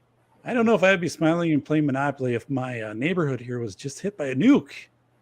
But I don't know. That's just me drinking orange juice. I would probably. Now, if that was in a bomb shelter with low light, that would actually not be too terribly hard. Now, while it's not following the COVID guidelines, they are staying pretty optimistic. They're pretty damn optimistic here, playing this Tennessee version of Monopoly. And this girl has a mostly consumed glass of wine next to her, which is very unsettling. But we'll continue down here, Lee. And I want to tell you what I want your thoughts here, Lee. If you are on the road, right? If you're on the road and there is suddenly a warning of a detonation, here's what the federal government wants you to do, Lee. I'm going to read this and give me your thoughts. Search for open shelters by texting the word shelter and your zip code to 43362. Example, shelter 01234. I don't know if that's an example. Oh, I guess that'd be a zip code. Standard rates apply, Lee, so you might be charged $200 to make that. But then you will be you'll receive information back from the government on a shelter local to you, and you would have, Lee, 3 to 5 minutes to get to that shelter, and based upon if it's still active or not, and if you had a mask, and if they had social distancing, you might or might not be accepted. Well, to me, Lee, this is crazy. Yes. If this How was in the hell height, are you going to take this? if this was, in the height of COVID, I don't think any of the shelters would be open. Correctly. So this was put up again on February 25th. No, I don't need a thread here from readiness.gov. I get enough of those. But so is there any interface with box theory? Like, to me, like, this doesn't fit with box theory. Like, who in the world, Lee, would think you're supposed to pull over and text shelter? This actually is a great example of. How would you know where your zip code is if you're driving? I don't know the zip codes in Tennessee, Lee. I know my zip code. I know Tennessee there's a location has feature on your phone, so you can actually, find it. But that's kind of not the point. This whole thing is rules for the sake of rules. Okay. And while this isn't quite a rule, it is a process that is created by the rules. And the rules create a process that adheres to the process, but all the processes that are attached to may not actually be anywhere within the wheelhouse of reality. That's one of the things about normal box theory is that, well, reality is not normality. Normality is, much preferred because, it's the rules. Gotcha. So this thing, right? So I'm trying to figure out, like, right now with box theory, like, so this is out on a government website that was updated a couple days ago. Broken rules for the sake of broken rules. Right. Well, not quite a rules, but it's process. Right. It's so it's more of a procedural thing that's in the box because realistically, yes. I mean, I would have to agree. Like, if you're driving down the highway, you probably don't know what zip code you're in. If you have to text shelter, you have 3 to 5 minutes to respond, and this is standard rates apply, Lee, and those can be pretty damn high. Well, it is for a text, so even so if you text it, you're probably okay. But still, it's kind of okay. Well, all right. If there was a nuke that went off somewhere in the vicinity, how many cell towers would actually be? Well, see, that's the practicality, right? Yeah. Like, that's immediately as you look at this, say, well, you got to be kidding me, right? Like, if a nuke went off, you're not going to be able to likely They operate could your. at least have a a website where you could go and search right now this minute, so you could make prepared plans. But that's government for you. And again, like right above here, it says again, maintain at least 6 people who are not in your family. So, and a lot of people don't know this, but Lee and I are fourth cousins, so that does qualify. We can. This doesn't apply to us, but I'm saying for other people. But I mean, it's. I look at this and I'm like, man, this is really weird to put in the box, considering it's 3 days. Somebody had to do this, Actually, right? it's perfect for the box, because the whole thing about normal box theory is that it tends to love and revere broken processes. Okay. Because again, morality is a consensus. So normality is also a consensus. So it's what, most people believe, or at least what most people are willing to put up with. And that's what most people are willing to put up with are broken processes. Because we've normalized broken processes, because Gotcha. no one actually wants to, work it, apparently. You would say normality is a consensus of broken processes, right? I like that. I just wrote that down. That's going to go in the blog post. I think that's correct. I think that's great. Let's go over to the chat here. New York Outcast. I never want to tell the ones that depend on me. I'm sorry and wish I would have done more need. I've got gear and some that I don't even live here. So I know you're a good person, New York Outcast. I don't, yeah. Also, another interesting thing is, let's see, what was it? 20. It was what, December of 2020 when the AT&T network got shut down? Was it? Okay. Or it might have been 2019. Could have been. Yeah, I don't know. But they had that explosion or whatever, and their generators got knocked offline, so they had no power for the AT&T network, and it was off for a day or so. And I get my service through Consumer Cellular, because I'm not paying more than $30-$40 for a phone, but it goes through the AT&T towers, so no internet from no cell phone data, anything for a day. Really? Wow. Okay. And that's this one good, a couple good, missile strikes or whatever that may seem innocuous to, quote unquote military, but that's where our infrastructure is. I mean, I don't know how well we understand how centralized and concentrated our cellular networks are, our information networks. A couple of good hits and, well, millions and millions can't communicate. I think you're correctly. And as I brought up this map here of this is likely potential targets in the United States, you can see that Tennessee seems to have the most targets. I don't know why that is, but as I look where I'm at here in Wisconsin, unfortunately, I am one of those triangle areas, which is very disheartening.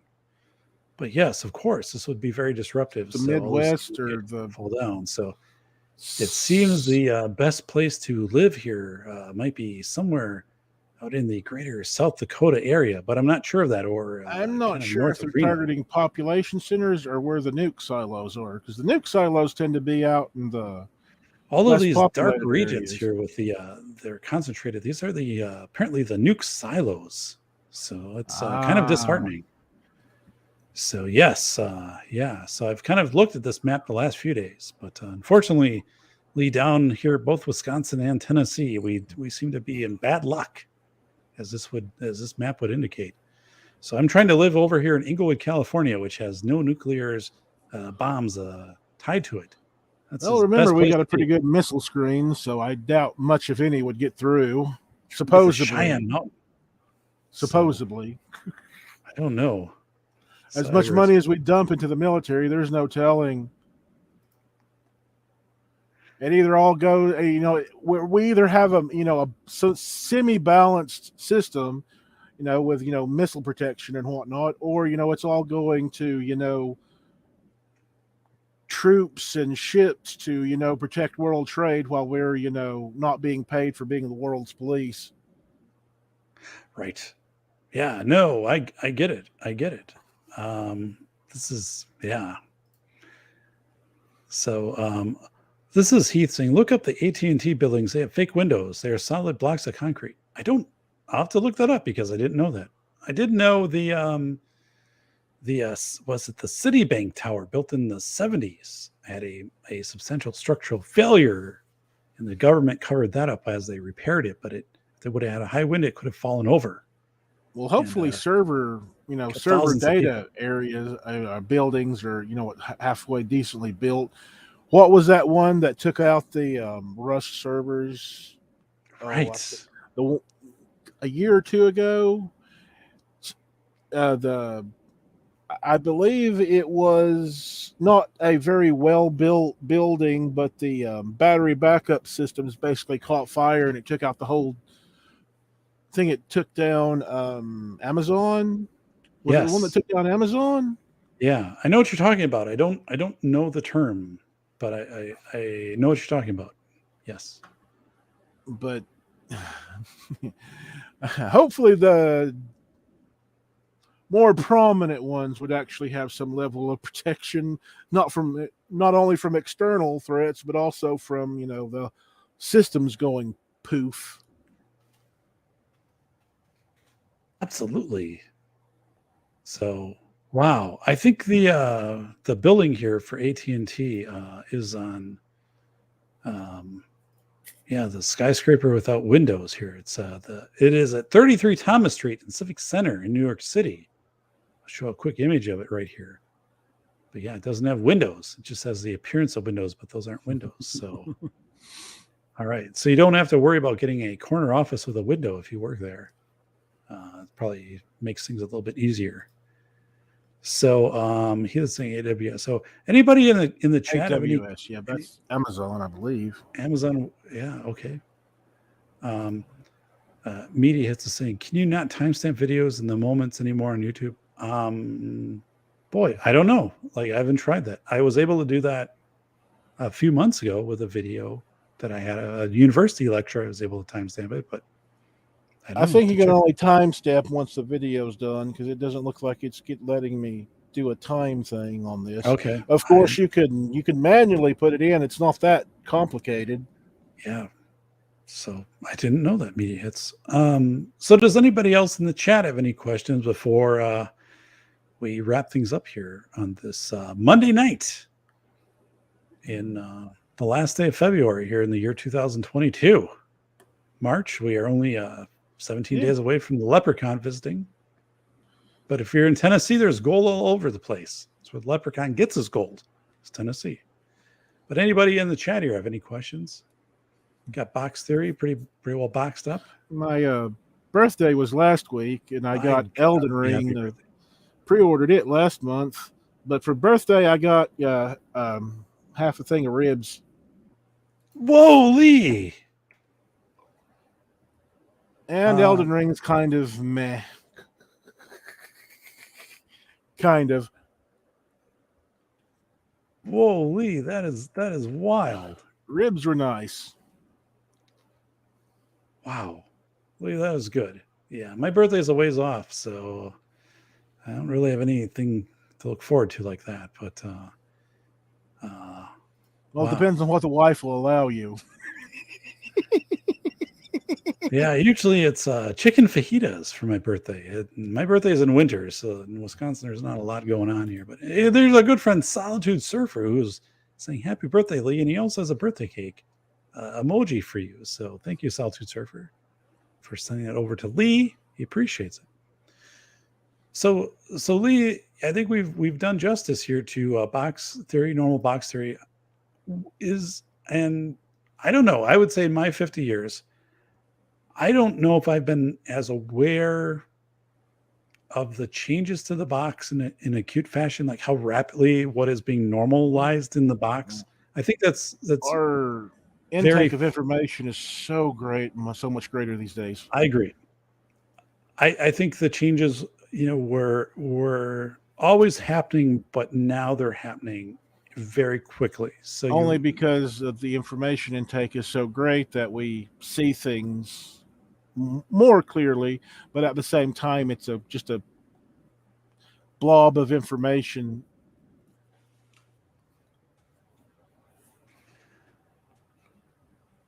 yeah. So let me do a little housekeeping here for us.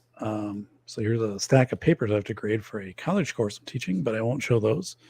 A couple things here. One is, by gum, everybody, if you don't own this book, Lee would say, by God, you gotta get this thing. But I'm gonna put it up here right here.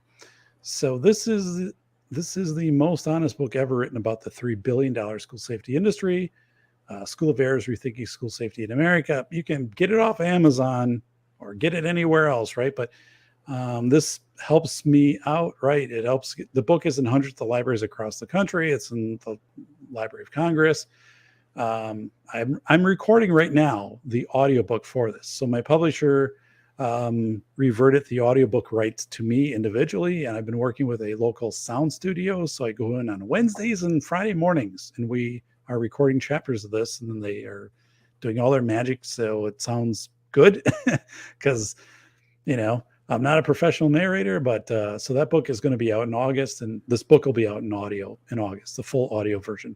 So that's awesome. And Velocity of Information, my second book, is coming out April 11th. That also will have an audio version as a professional narrator. But this is a great book. Like, you want to know how 500,000 people were able to be rescued in 9 hours from Lower Manhattan on 9/11? It's in this book. It's not what you think, right? I got the PDF. I'm not PDF, but I got it off. Besides the one you sent me, I also bought it from Amazon. Their right digital book thing. Yeah, it's on ebook, right? And yeah. Lee made a photocopy of it at his library, so it's 204 pages. So it was $20.40 in dimes for him to copy it, which is one way to do it. It's probably not the way I would do it, but it's an option. That book is 204 pages. Velocity of Information, coming out April 11th, which I'm excited about, is it's human thinking during chaotic times. And man, was that an awesome book to do. Like, hard to interview people. I was able to interview them, like people who just do not accept interviews. Linda Stone, right? The former Microsoft vice president, Larry Lawton. So to bring all of that into that book that releases, that one is 208 pages. So, but it's the thing of, like, the velocity of information, how quickly today it is targeted to us. It goes, the last entry I made was from March of 2021. That's in the book. So, like, the colonial pipeline is in the book. So, like, it is so fast, and graphics, and it's just really good. So that will be out. School of Errors is a terrific read. Eventually it's coming out in paperback. The publisher told me, Lee. So, like, they're like, hey, we're releasing it in paperback because it's been doing well in its other formats. But I'm like, where is it? Like, I haven't seen it. And I go, it's only in Tennessee. I'm like, that's a lie, because I have a friend in Tennessee and he told me it's not there. So they try to pull the old, it's in Tennessee stuff, but I call them on it. But they said, no, it'll come out. There's like some sequence so the book will be out in paperback, which is good because it's a lower price point for buyers. But I'm like, I haven't seen it yet, so I don't know. But I'm like, is it in Tennessee? That's my question. And I kind of corner them. They're like, is it in Tennessee? This is Heath. I miss critical thinking. I would, yeah, me too. And I think this show is critical thinking. I appreciate that. You could have fluffed it 300 pages. Yeah, Jordan Peterson. The strange thing was, so Mediates and Lee, like, when I wrote the book, when you write a book, you don't write it for pages. The publishing, if you write it under a contract, the publishing house will give you the number of words you can write. So I had a range of 62 to 67,000 words, and somehow, like, I thought that was going to be about 230 to 240 pages. It turned out to be 208 pages, which was a little weird, but I had some figures stuff. But yeah, so the book it's very rich and vibrant. There's a lot in it. There's 471 endnotes, a full index, custom graphics. So you're not, like, if you get a 208-page book, you're like, oh, there's not enough in here. There's a ton in there. I cut out all the Jordan Peterson stuff that you don't need to worry about, or Nassam Talib, or the Black Swan, or that stuff's. This is right to the point with great stories, but yeah, so that's out there, and then again, the audiobook is going to be out there, but yeah, check out School of Airs. Like if you're just like, hey, I got my Amazon cart, I'm going to help out Doc. I'm going to put School of Airs in there, and it's not only about school safety. It's about this normalcy bias, the Taurus, every day we think, and honestly, like I've never had one person email me who said like, this book sucks. I hate this book. Like, I hope you fall on your sidewalk on a slippery day. I've never heard that from people. It's a very fun book. It's a very fun book. It reminds me of the best of what the History Channel did for documentaries. Yeah, well, thanks. Punchy Lee. to the point, but also with a bit of humor and a bit of on the nose. Yeah, I like that. And punchy is how I would describe it. It's and right on, right? So I appreciate that. And yeah, so and the book is so I talked with my publishing house, and the book continues to sell very strongly. So across the world, I can go in and see libraries that buy it. Germany. It's actually, ironically, it's showing up at a university in Germany, which is kind of weird because the book was banned in Germany, but the book was. They can only, it's like with any, censorship. Right. Even New Zealand couldn't censor or prevent the trade of most of the games they didn't like. It was added to Brigham Young like a week or two ago. Baltimore bought 3 copies of it for their public library. So, all of these things are really great. So I appreciate that, and I like I said, it is much beyond school safety. It's this whole thing we talk about, social contract.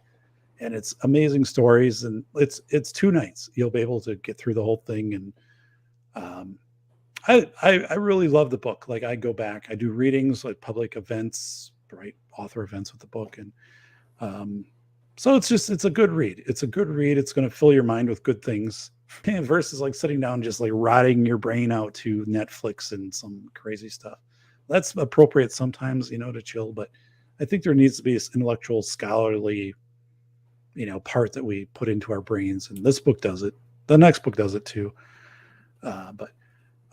So yeah, Solitude Surfer here says it is punchy. It's punchy, and it does it in a very respectful, tactful way. So 1 hour with commercials, History Channel. Yeah. The History Channel, where I've noticed the History Channel's kind of turned into the Ghost / History Channel. I don't know if Lee, if you've seen that. They were the Gator People channel, and then the Alaska People channel. It's like Gator, Alaska. It's like Ghosted Advent. I don't know if it's Ghost Adventures. I don't want to say it, but most of the even A&E Arts and Entertainment. All of the halfway decent, interesting channels have gone to basically scripted, live, whatever, and it's just basically crap now. But then again, it's been crap since maybe the late 2000s, when I started really heavily starting to invest in scripted television. Right. No, I'm with you. Yeah, there was a time when the History Channel was pretty awesome, and now it's pretty scripted. And you don't see anything in there as Solitude Surfacing. World War II has been largely scrubbed from the History Channel. Like, you don't see that as much anymore, where you saw there's the Roman stuff, the Lost Worlds, and other. It's a bit, Brian Light, or kind of middle low IQ stuff, but at the same time, it's decent enough for a general documentary. Wow. That's my takeaway for most of the History Channel stuff. The best of it is interesting and kind of punchy. Yeah, I'm with you. I'm with you on that. Shark Week here is saying Heath. The Solitude Surfer is saying the history of toilet seats. Something I can't say, saddles. Never heard it that way, but that does make sense. So yeah, I didn't realize that saddle for a toilet seat. Lee. No one has ever talked to me about that. I worked in plumbing at Menards for several years in college, and no one ever asked me if they're for a saddle for toilet seats. So apparently that's not something from my area. I don't know where you live, Solitude Surfer. So it's not where I live because no one has ever asked me that. They replaced Abe Lincoln in World War II with Ancient Aliens is getting a lot of airtime. Yes. Oh, woof. Ancient Aliens is getting a lot of airtime. Ancient Aliens and the what is it? The skunk ape yeti thing. Oh god, Right. I can feel my brain cells dying. No, I can just barely stand the ghost watching stuff. No, you're right on. It is Ancient Aliens and the Skunk Yeti stuff, and yeah, I've noticed, and they also bring in very fringe Finding Bigfoot or whatever it was. Finding Bigfoot. Yeah, someone, and I'm not quite sure. Like I can trust that person that they're giving me a kind of an authentic account because they seem kind of sketchy. Like they don't have their own life together, Lee. That's pretty much all scripted reality TV. I'm not sure I would put this person on your show. They don't seem like they can manage kind of their own day-to-day goings on. I'm not sure that they're not just making this up.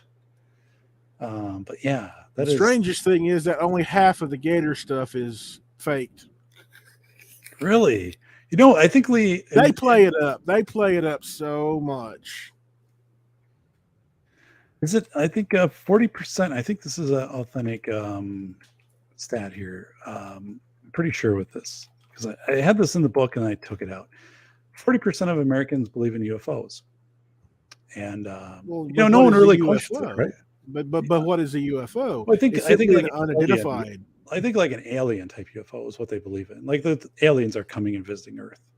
Well, why not? Many people believe in God, and it's no more stranger than aliens. Yeah. So I mean, and people don't question it. And I'm not like saying for or against it. I'm just saying as a matter of if we look at like what normalcy is, half the more than half the people believe in a God or a spirit, right? Right, and 40% of Americans believe aliens visit Earth. So it's kind of like it's not that hard to think what it takes to get a majority of people to believe or go along with something, right? I'm not saying either of these things are right or wrong. I'm just saying there's a large mass of people that believe in these things, and when you have a large mass, things kind of move in that direction pretty quickly. I don't know if I'm explaining that at all logically. Yeah, it gets normalized and becomes normality. Right. If someone was to tell you, Lee, like, I believe in a UFO, like, you'd be like, okay, or aliens visiting us. Like, it wouldn't throw anybody off today, like, to hear that. Maybe that's something in the box too. Like, if you look in the box in 1980 and someone's like, I believe in aliens, you're like, yeah, it's pretty out there. Like, I don't know about that. Look in the box today, you'd be like, okay, I guess. And I wonder if it's which side of the 80s, the lean 80s or the Mega Millions 80s. Close Encounters of the Third Kind, Lee. Remember that? The guy made a mashed potato sculpture and then he found the aliens. That was based on a real story outside of Tennessee. It's on the History Channel. It was based out of Tennessee. So, large mass of Scientologists and Mormons, yes. USA version of Christ. Yes. Media hits. Hey, Dolores is in the house. Unfortunately, Dolores is a bot that none of you wiped out yet. So, Bolo, my God, you got the blue wrench there and you've got it in your holster. You cannot be afraid to use it here on Dolores, Bolo. That's why you have the blue wrench. So, Dolores is gone. So, Bolo stepped up. Thank you, buddy. So a few things. One is, if you haven't subscribed to the show, please do so. Crazily, I've lost 5 subscribers in the last week, which I can't imagine anybody intentionally unsubscribing from the show because I just can't. I think maybe channels get shut down or stuff like that because, the followership of the show. But anyway, please subscribe. We're good there. I need watch hours to be monetized. Why be monetized? Well, there's a portion of credibility with that. Also with the book, if you have a channel which is monetized, a traditional publisher, it's a different level of credibility, right, for marketing and some of those things. And as I said, if the show ever did get monetized, I would use the any revenue from super chats or from advertisements to purchase my books in to distribute them out to libraries in the greater Tennessee and other areas, Wisconsin, Alabama, and Maine. But no, I would do that. So I'm close. I'm getting closer, but still I need more watch hours. I need to get to 4,000. I know Bolo is up there. He's helping me out in Canada. Things kind of nuke there with the trucker convoy for a while, but he's back there. So I take it seriously. So do I. I do take it seriously. My other Bolo, you're the guy. So Bolo's been buying devices. It's not a fedora. Of Facebook, Marketplace. He's logging in as many devices as he can to watch the show. I appreciate that. That's a bot. That's not a real. Well, what the hell here? Now I'm losing subs because of bots. Bots are kind of a pain in the butt. So yeah, I know the bots are going all crazy. I'm an INTJ. This is Heath. I tend to look at all sides and the inside to get an understanding of how things work. What does INTJ stand for? I appreciate it, but I'm not up with these acronyms I hear of the modern generation. INTJ. An architect is an INTJ is a person who is introverted, intuitive, thinking, and judging personality traits. So kind of a tactician. So, well, I think that's a good thing, buddy. I like that. You're 2.1% of the population. So, wow. I have to look more into that. I didn't even know that existed, but good. So you must be doing Wealth Bots found you. Okay, mediates. If you can look hard enough, assuming your eyes do not blend, you can see my eyes crossed. Oh, Zippy. There's Zippy. My goodness, Zippy. All right. So media hits. Enjoy life while you can. What do you It's so easy to go sour. What does that have to do with the topics tonight? Yeah, Bacon. What's Make going a on here? statement. It seems like we're spinning out of control here at the end, Bacon. What is happening here? I don't understand.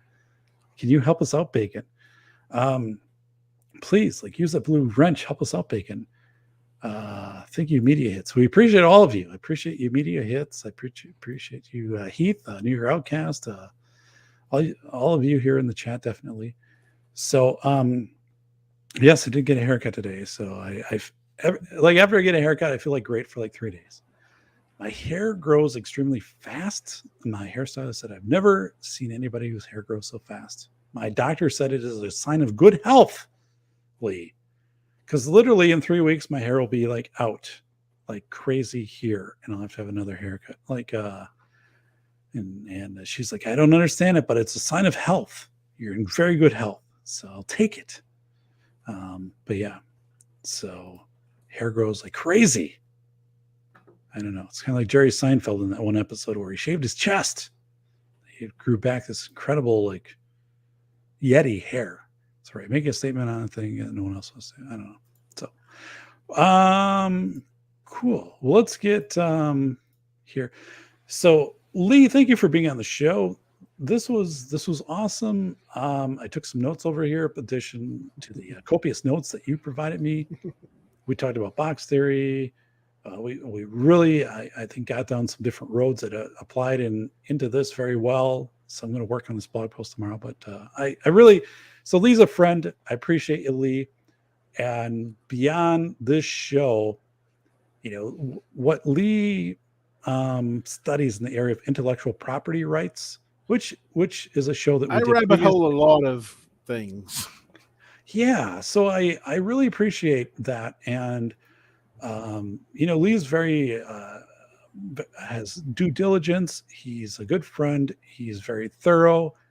And again, what he had provided me with intellectual property rights, I immediately incorporated into a graduate level university course that I'm teaching. So we talked about that once earlier. Maybe we can come back and visit it because I think 3D property rights and 3D printing, there's an interface there where we could maybe start to pick apart some things, because I know some 3D printers, Lee, who have been getting in trouble for printing things that have been copyrighted or trademarked.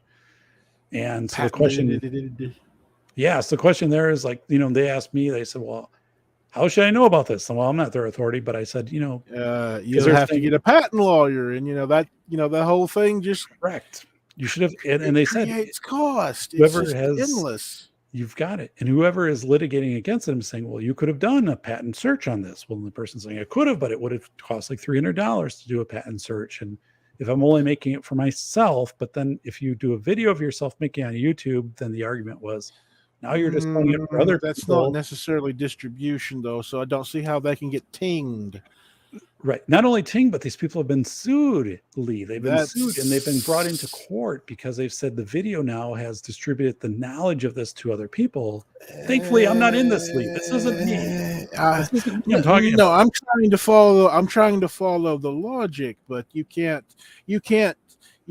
claim rights over an image of something that's patented, unless maybe the schematics. But the schematics would be under copyright. That is their defense, right? And that they would loosely create something, and right, that is their defense. So it gets really, it's. I meant dinged, not tinged, but came out with T. So yeah, I am really well. If lawyers can get away with it, they will, because they have such an interesting. Law is such an absolute maze that it's really easy to use the courts to just make, an endless amount of money. It is, yes. So I think they try to get settlements against these people. And some of this has also been federal, that has brought some of these people in. So I don't know, but I think surely there's precedent by now on how that would play out, because there are, if they're going to say something like that can violate, an IP owner's rights, then what's any difference between that and repairing a thing that's patented? Repairing a computer, well, not necessarily a computer, but, some device or whatever. Well, it's the same thing. The jump of logic is a bit somewhat confusing. What's the specific mechanism in the law that they're using to, drag these people to court? Other than, lawyer has enough money to, drag people to court. No, Lee, you're right on. So, is it somebody who's saying like you're describing whatever, and that's close to my copyright. So now instead of asking you for a cease and desist, don't do this again or take this video down, I will immediately sue you. So yes, this is becoming very terrifying, because what would be the impact on innovation and people who are just trying to be creative, and they don't realize that they created something similar to what somebody else has. And again, some of these people, they're not selling these things. They're only sharing them in a YouTube video as a creation, and they are being sued. So I don't know. That's why I don't do that, Lee. I don't show you how to fold paper airplanes and things like that, or origami, which I'm very good at. I will not show that because I don't want to be sued. So just try to keep very steady here and not display. I'm going to show you a magic trick, though, Lee, right before we leave here, if I can find the appropriate. And I can. So hang on here, Lee. All right, Lee, I want you to look very closely, and everybody in the chat, just for this moment. These are two horseshoes, and these are from a farm in Tennessee. Two horseshoes, and you can see that there's this ring in between here, and you wonder, how do you get this ring off of here, Lee? And people have wondered that for years. So I'm going to show this now on live video. So as Media Hits is watching this, and you're going to see Heath right here, and Robert Ribbit Harrison. I hope this trick isn't copyright. This could be very bad for me. This was Penn and Teller. This is kind of their mainstay. This is what with money in their bank accounts. But I'm going to show you right now how to solve this trick. So right here, I'm going to quickly, as you watch this, see this, Lee. I have just separated this ring from these two horseshoes right here. It says Tennessee on the bottom of this one right here, by the way. But I'm going to now reinstall this. So you're wondering, how in the hell did that just happen? And how are you not on America's Got Talent? I'm going to tell you right now. I'm going to show you. Just watch really quickly. You can slow this down and kind of figure this out in real time. Whoa, it's back. Can't get the ring off. Can't. How the hell did this just happen? How the hell did this just happen? I mean, really? How? Jeez. You've got to be asking yourself, what reality do you live in right now, Lee? That's pretty much how law works, at least until the courts say otherwise. What the hell just happened, Lee? Is that real? Is that real? It's not a deep fake. I did it in real time. People will break that down into the frames to try to figure that out, and they still won't be able to do it, Lee. Just telling you. Well, I'm going to wrap this show up, Lee, because I know it's a long one. It's been a great one. I want to thank our guest. Let me go back here to my start of my notes. It is our good friend William Wesley Lee Jarvis. You can find him on social media. Lee, do you want to reveal where you are at on social media? Or post it in the chat. It's up to you. I'll wind up posting the notes I did, and I'll just post it in the video, or in the chat, or not the chat, but the comment section. Gotcha. So yeah. So Lee is a scholar of many areas, has been a good friend of mine, contributes. You kind of laugh at that, Lee. I don't laugh at that though, because I think you're underselling yourself in that. You're being modest. I'm laughing at what the Solitude Surfer posted. What? I haven't updated it here. What did Solitude? I don't know. He's being a naughty boy. I don't know if that is your website, Lee. I've never checked the website out. Monkeynuts.fi. I don't know if that's a new domain. He's messing around. I don't know if that's a new domain that opened up or it's my OnlyFans. I don't know if that's I officially have not ever accessed that website, Lee. So I don't know if you have a blog up at that site or whatever, but I don't know. Robert Rivet Harrison is going to check it out right now. Thank you, Robert. Stay safe, buddy. Peace out, Cub Scouts. Use that zero white oil. So, but thank you, Lee. I'm going to let you get out of here so you can get some sleep. But this has been a great show. I really enjoyed myself tonight. I thought. Thank you as always for letting me. No, yeah, and thank you, buddy. You're a friend of mine. I appreciate the scholarly, discussion we had tonight, and I appreciate you ongoing with intellectual property with other areas. You're really an astute guy, very thoughtful, very reflective.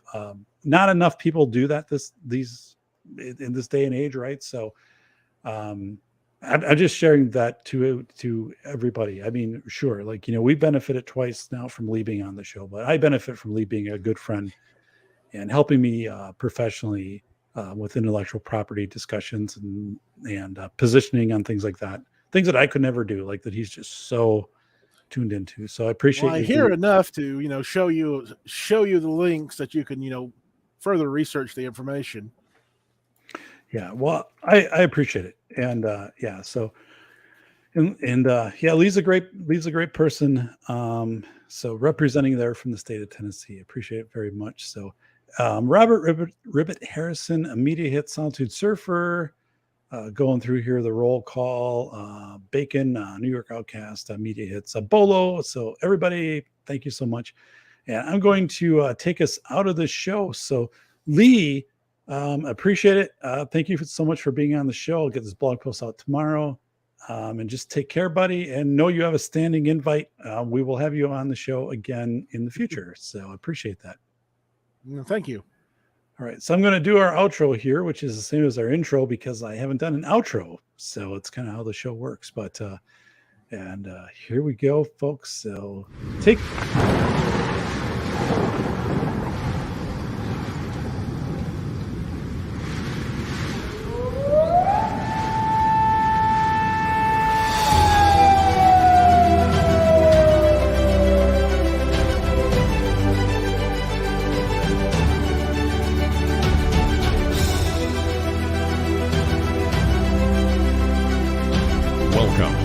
Safety Doc Podcast with author, radio host, and nationally recognized safety expert, Dr. David Perrodin. Join us each week as we discuss the best and most bizarre practices in safety preparation and crisis response. Follow Dr. Perrodin on Twitter at SafetyPhD. And remember, the truth will keep you safe.